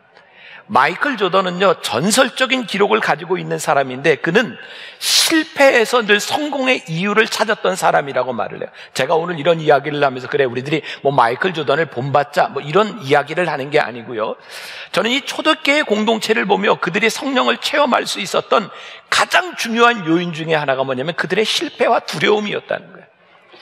그들이 두려움 가운데, 그들이 예수님의 제자들이었지만 사역을 감당하지 못하는 가운데 문을 걸어 잠그고 그들이 함께 모여 기도할 때 그 두려움 가운데 성령님이 그들에게 임재하였을 때에 그들이 초대교회를 움직이고 이 땅 위에 교회를 세우는 위대한 일을 감당하게 되었다. 우리가 성령의 임재를 경험하는 것은 누구를 닮아서 우리도 이렇게 실패한 인생인데 성공적인 인생을 살자 이런 이야기가 아니고, 성령께서 우리들에게 임하실 때 어두움에 갇혔던 우리의 인생이 어두움을 뚫고 나가며 성령이 우리들 가운데 임하게 될 때 우리들의 사명을 발견하게 될 것이라는 사실이에요. 여러분, 성령의 임재가 왜 중요한가요? 예수님의 제자들이 예수님과 함께 다니며 예수님의 말씀을 듣고 예수님의 능력을 보았지만 그들은 능력이 없었어요. 참 놀랍지 않아요? 예수님과 같이 다니고 그들이 예수님의 말씀을 듣는 지식이 있었음에도 불구하고 그들에게 능력이 없었다고요. 그런데 그들이 예수님이 떠나고 두려움 가운데서 그들이 성령의 임재를 경험하게 되었을 때에 그들에게서 능력이 나와요. 그래서 예수님께서 부활 승천하실 때 사도행전 1장 8절에서 이렇게 제자들에게 말씀하시죠. 오직 성령이 너희에게 임하시면 어떻게 너희가 뭐를 받아요? 권능을 받고 예루살렘과 온 유대와 사마리아와 땅끝까지 이르러 내 증인이 되리라 하시니라. 성령의 임재는요, 우리들에게 능력이라는 것을 깨닫게 해요. 능력, 많이 들어보셨을 거예요. 헬라어로 두나미스라고 하는 말은 우리가 잘 아는 다이나마이트라고 하는 말의 어원입니다. 성령이 우리들에게 임하시면 능력이 나타납니다. 예수님에 대한 지식을 알고 있기 때문이 아니라 성령의 임재 가운데서 우리의 사역이 능력을 나타나게 되어 있어요. 여러분들 2000년 교회 역사를 통해 보면 교회의 문제와 타락 늘 있어 왔어요. 그런데 성령이 역사하던 교회나 성령의 임재가 떠나간 교회나 동일하게 예배가 있었어요. 성령이 떠나간 교회나 성령님 임재하시는 교회나 똑같이 성경 공부를 했어요. 그들은 교리를 배웠어요. 그리고 성령님이 있든 없든 교회는 교회가 하던 일들을 그냥 합니다. 차이는 무엇인지 아세요? 능력이 나타나지 않는다는 거예요. 오늘날 성령이 떠나간 교회의 건물들이 있습니다. 그런데 불행하게도 그것은 건물입니다. 교회가 아닙니다. 왜냐하면 죽은 교회이기 때문입니다. 성령님의 역사가 나타나지 않기 때문입니다. 그래서 우리가 제일 두려워해야 되는 것은 뭐냐면 성령님이 떠나간 교회예요. 이번 변화산 일주일을 지나면서 하나님께서 저에게 주신 정말 강력한 마음이었어요. 정말 부끄러워요. 창피해요. 요 근래 또 유명한 기독교 지도자들을 통해서 성추행에 대한 사건들이 터졌어요. 세상 사람들이 이렇게 자조적으로 이야기를 해요. 이제 교회 앞에 19금이라고 써야 되겠다는 거예요. 성적인 추행들이 일어나고 있다는 거예요. 왜 이런 일들이 일어날까? 저는 이런 일들을 교회에서 언급하는 것을 두려워했어요. 제가 아직 그런 일을 저지르지 않았다고 하는 것만으로 그렇게 쉽게 이야기할 수 없는 일이에요. 왜? 저도 약한 존재이기 때문에, 인간 중에 누구도 넘어질 수밖에 없는 존재이기 때문에 그렇게 누구를 정죄할까? 그게 두려웠어요. 근데 일주일 동안 하나님께서 저에게 주신 생각이 뭐냐면 두려워하지 말라는 거예요. 말씀해야 된다는 거예요. 선포해야 된다는 거예요. 성령님이 임재하시는 교회에 대한 특징이, 성령님 임재하시는 교회의 모습이 나타나지 않으면 이 교회가 건물로밖에 남을 수 없기 때문에 성령님의 임재를 우리들이 선포해야 된다는 거예요. 여러분, 교회 안에 요즘 일어나고 있는 성령님이 떠나간 교회의 특징이 뭐예요? 성적인 타락이에요. 돈에 넘어지는 거예요. 돈과 섹스, 이 두 가지 문제는요, 성령님이 교회에 떠났다고 하는 명확한 증거이기도 함과 동시에 오늘 우리들에게 주시는 도전이에요. 하나님, 우리 교회가, 하나님 이 땅 위에 세우신 만나 교회와 우리 성도들이 하나님 앞에 성령의 임재함 가운데 거룩함을 회복하게 하여 주옵시고 교회의 능력, 두나미스를 회복하게 하여 주옵소서. 우리가 기도해야 되는 이유예요. 오늘 본문 말씀 2절에 보니까 성령님께서 오셨는데 어떻게 오셨냐면 이렇게 표현이 되어 있어요. 호련히 오셨다. NIV 성경에 보면 suddenly라고 하는 표현으로 되어 있고요. 유진 피터슨의 메시지 성경에 보면 without warning이라고 되어 있어요. 예고 없이 오셨다는 거예요. 여러분들 한번 생각해 보세요. 성령님이 예고 없이 오셨다고 하는 말의 의미는 무엇일까요? 성령님이 계획이 없이 오셨다 이런 말일까요? 우리들에게는 호련히 오셨지만 성령님은 우리들에게 계획하고 계셨다는 거예요. 성령님의 임재를 경험하는 우리들은요, 하나님의 계획 속에 우리의 인생이, 우리의 사역이 들어가는 거예요. 그래서 성령의 임재가 중요한 거예요. 여러분, 성령님의 임재를, 성령님의 도움을 받지 않고 우리들이 성경을 배우는 것이 얼마나 위험한 일인지 아세요?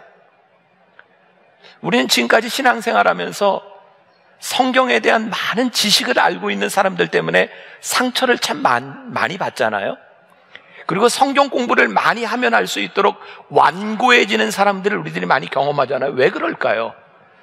제가 늘 하는 이야기인데요, 우리들의 신앙은 연수에 있는 것이 아니고 성경을 배우는 것에 있는 것이 아니라 그 성경을 깨닫게 하시는 성령님의 능력, 우리들에게 약속하셨던 것처럼 성령이 우리들에게 오시면 우리들의 길을 인도하시고 지혜의 성령, 보혜사 성령님께서 우리를 도우신다는 성령님의 인도하심을 받지 못하면 우리들이 배우는 지식으로 인하여 우리들이 얼마나 완고해지고 잘못될 수 있는가, 너무너무 무서운 일이에요. 그럼 역사를 보세요. 한 가지 예를 든다면 미국에 있었던 남북전쟁, 남과 북이 뭐 때문에 싸웠죠? 노예제도 때문에. 북쪽에서는 노예제도를 좀 폐지하자, 남쪽에서는 노예제도를 유지하자.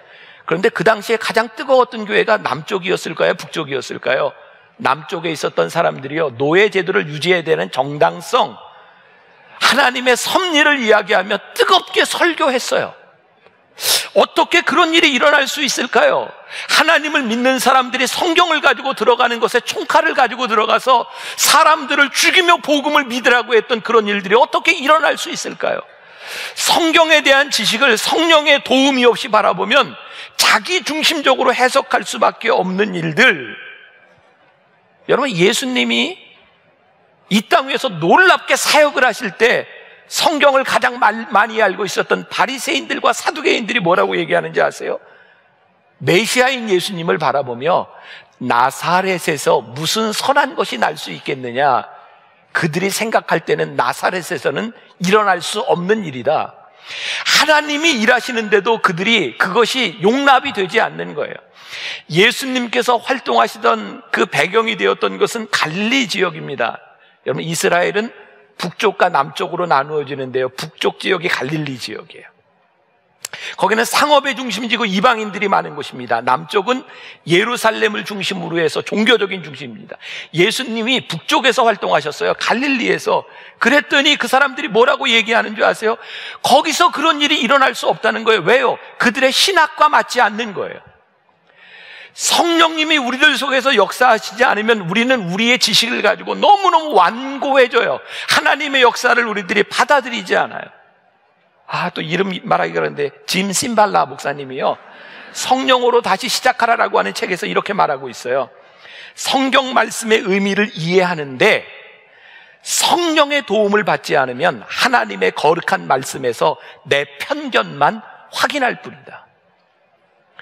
성령님의 임재가 우리 가운데 없으면 우리들이 얼마나 편협한 그리스도인이 될 수 있는지. 오늘 시들은 심령 가운데 성령께서 호련히 임하셨다. 오늘 예배를 인도하며 오늘 예배를 드리면 여러분들과 함께 우리들이 오류에 빠질 수 있는 게 하나 있어요. 저는 이렇게 표현하는데, 예배의 오류. 여러분들은 만나교회에서 매주 예배를 드리시니까 잘 느끼지 못할지 몰라요. 근데 외부적으로 알려진 것은 만나교회는 예배가 좋다, 이렇게 알려져 있어요. 네? 예배가 좋다. 이게 무슨 의미일까요? 예배가 좋대요. 사람들이 예배가 좋아서 온대요. 그런데 예배의 오류에 빠질 수 있다. 예배가 좋다 그래서 왔는데 여기서 예배를 드리는데 왜 예배를 드리고 나가는 우리의 마음이 공허할까?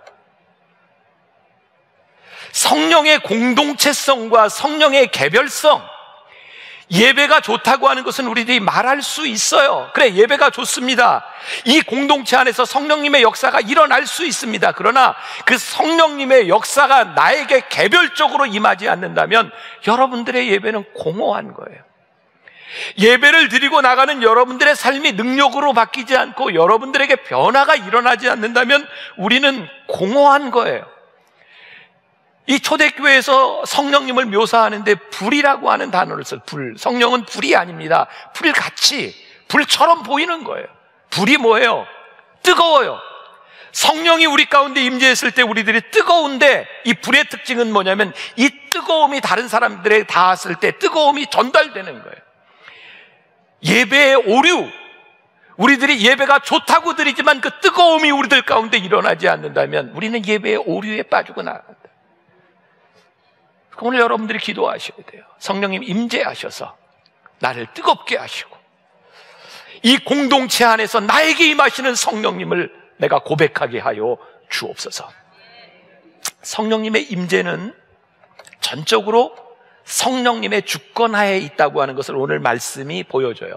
4절 말씀 보니까 그들이 다 성령의 충만함을 받고 성령이 어떻게 해요?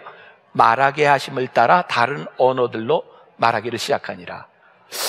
그들이 성령을 받았는데요, 베드로, 안드레, 야고보, 요한이, 베드로는 나는 일본어, 나는 그때는 영어가 없었겠죠. 아무튼 나는 한국어 이렇게 택해서 받았어요? 아니에요. 성령님이 말하게 하심을 따라 그들이 방언을 이야기합니다. 성령님의 역사는, 성령님의 주권은 우리로 하여금 흘러넘치는데 성령님께서 우리들에게 일하게 하시는 방식이 있구나. 그래서 우리들이 성령님의 임재를 기대하는 여러분들에게는요, 성령님 앞에 우리의 사역을 맡기는, 우리들의 삶을 맡기는, 어쩌면 이런 표현이 가능해요. 나를 포기하는 거예요.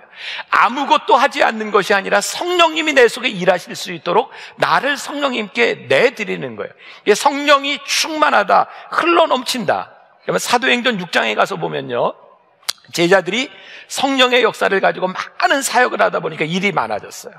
그래서 제자들이, 사도들이 기도하는 일과 말씀을 전하는 일에 전념하기 위해서 누구를 뽑죠?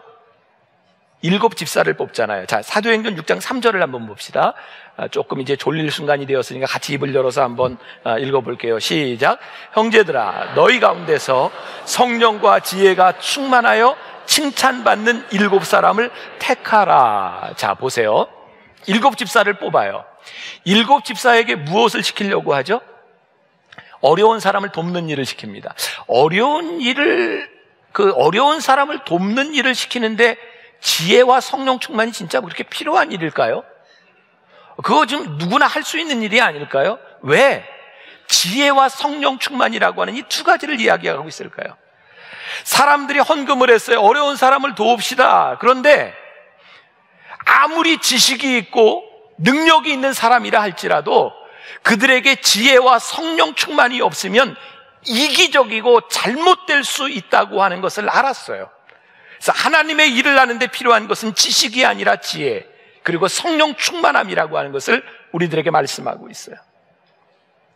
여러분, 우리들 어머니 세대, 우리 할머니 세대, 사실은 그분들의 기도와 헌신으로 오늘 한국 교회가 서 있잖아요. 그분들의 헌신을 통해서 정말 많은 사람들이 신학을 공부하고 유학을 갔다 오고 많은 것들을 배우며 지식이 넘쳐나는데 그 성령님의 역사가 왜 교회 안에서 일어나지 않을까요? 지난 여름에 돌아가신 저희 어머니는요, 평생 이렇게 마음에 상처를 안고 사셨어요. 저희 어머니 계실 때는 제가 상처받을까 봐 이런 얘기를 못하죠. 저희 어머니 국민학교밖에 못 나오셨어요. 그게 평생 한이 되셨어요. 그런데 저희 어머니 마음속에 진짜 이렇게 정말 한을 심어준 건 저희 아버님이 군목을 이렇게 마치시고 그 당시에 감리교회 중에 꽤 유명한 교회, 꽤 이렇게 지식인들이 많이 모이는 교회에서 저희 아버님을 담임자로 초청을 했는데, 만나교회가 생기기 전이죠. 그 교회에서 저희 어머니가 국민학교밖에 졸업하지 못했다는 이유로 저희 아버님을 받지 않으셨어요. 그게 저희 어머니에게 평생의 한이 되셨어요. 내가 못 배워서 남편의 길을 막은 것 같아서. 그런데 국민학교밖에, 초등학교밖에 나오지 못한 우리 어머니의 평생을 바라보면 저는 우리 어머니에게서 지혜를 보거든요. 세상의 지식으로 배울 수 없는 기도하는 어머니에게서 나왔던 지혜. 여러분, 이 한국 교회, 우리 교회를 만들어준 것은요, 지식이 아닙니다. 지혜입니다. 그런데 성령의 임재를 인정하지 않는 우리들은 언제부터인가 지식을 가지고 사람을 뽑고 지식을 가지고 사람들을 결정하려고 하는 일들이 우리들에게서 일어나고 있어요. 우리들에게 아무리 많은 지식이 있다 할지라도 성령님의 임재 가운데 우리들의 가슴에 불이 없으면 하나님의 일이 이루어지지 않아요. 우리가 그것을 뭐라고 표현합니까? 열정이라고 표현해요. 열정. 성령님이 우리 가운데 계시지 않으면 우리들에게 열정이 사라진다고요.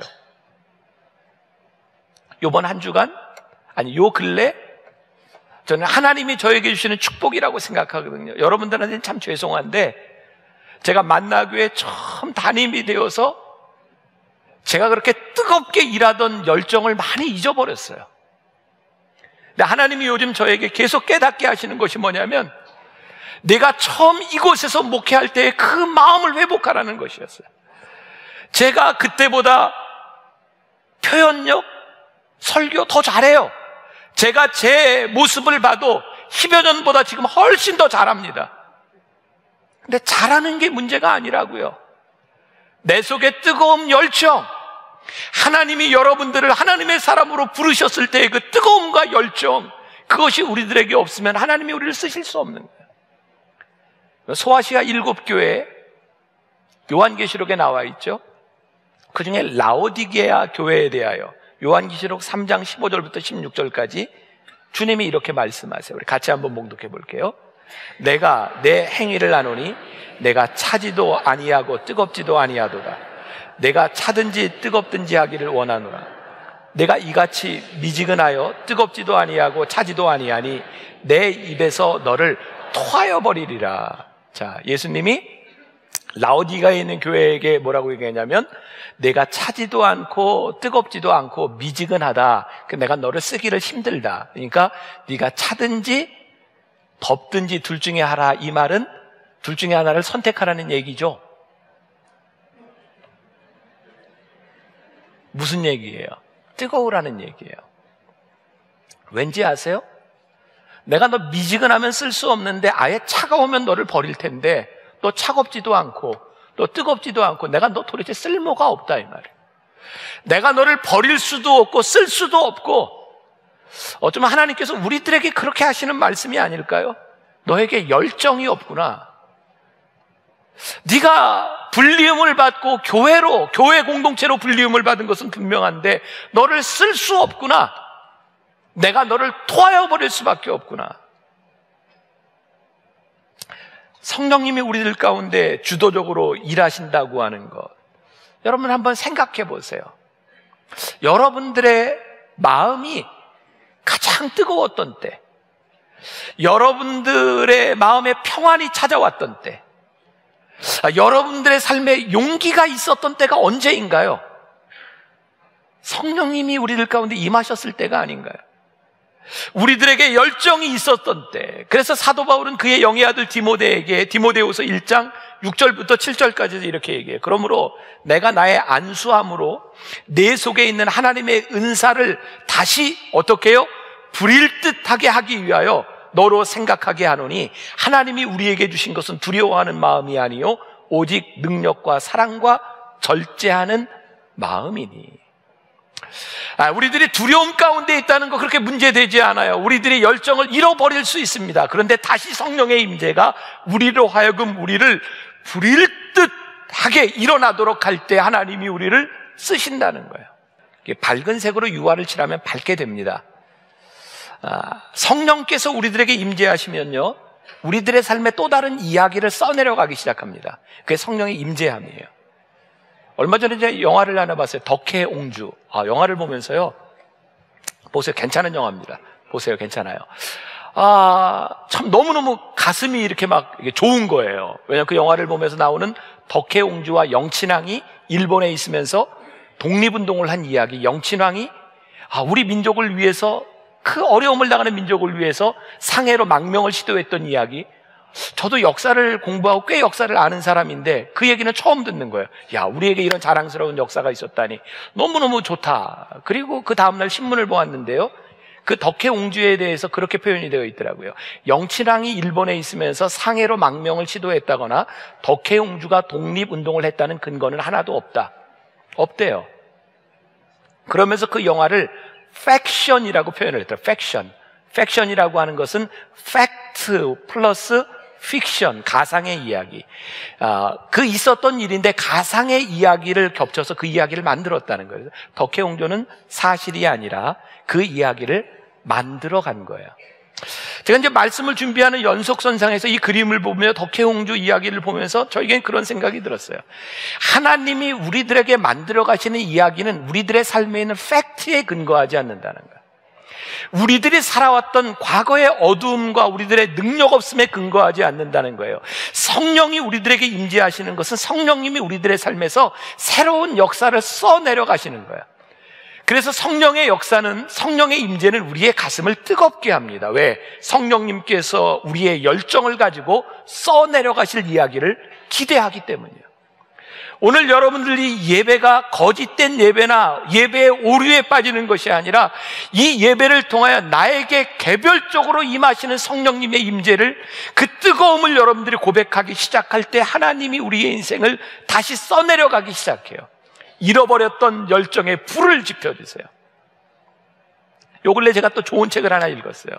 팀 켈러 목사님이 쓴 탕부 하나님, 우리나라 제목으로 The Prodigal God이라고 하는 얘기예요. 탕부 하나님.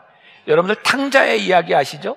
이게 Prodigal Son입니다. 이 Prodigal이라고 하는 말은 무슨 뜻이냐면 낭비하는, 허비하는. 그래서 재산을 다 낭비하고 돌아온 아들의 이야기가 탕자의 이야기잖아요. 근데 팀 켈러 목사님이 저 책을 Prodigal God, 탕부 하나님으로 썼어요. 그 아들의 죄와 그 아들의 방탕함에도 불구하고 끊임없이 사랑을 허비하시는 하나님, 그 아들을 그 하나님의 마음으로 끝까지 받아주시는 하나님의 낭비하는 사랑, 그게 하나님이라는 거예요. 그래서 우리가 알고 있는 탕자의 이야기는 탕자의 이야기가 아니라 하나님의 이야기라는 거예요. 성령님의 임재가 무엇일까요? Prodigal God, 우리를 위해 한없이 쏟아부어 주시는 하나님의 은혜와 사랑과 하나님의 역사가 우리들 가운데서 시작되는 것, 그것이 성령님의 임재예요. 예수님의 제자들이 두려움 가운데서 성령님의 임재를 경험했듯이 어쩌면 여기 있는 사람의 인생의 끝에서 우리의 두려움 가운데서 우리는 성령님의 임재를 경험하고 성령님의 임재 가운데 뜨거움으로 우리의 삶을 고백할 수 있어요. 오늘 성령님에 대한 이야기 이제 마무리를 짓습니다. 우리가 알고 있는 성령님 그 모든 지식이 아니라 여러분들 가운데 그 뜨거움이 여러분들의 삶을 움직여갈 수 있기를 주님의 이름으로 간절히 축원합니다.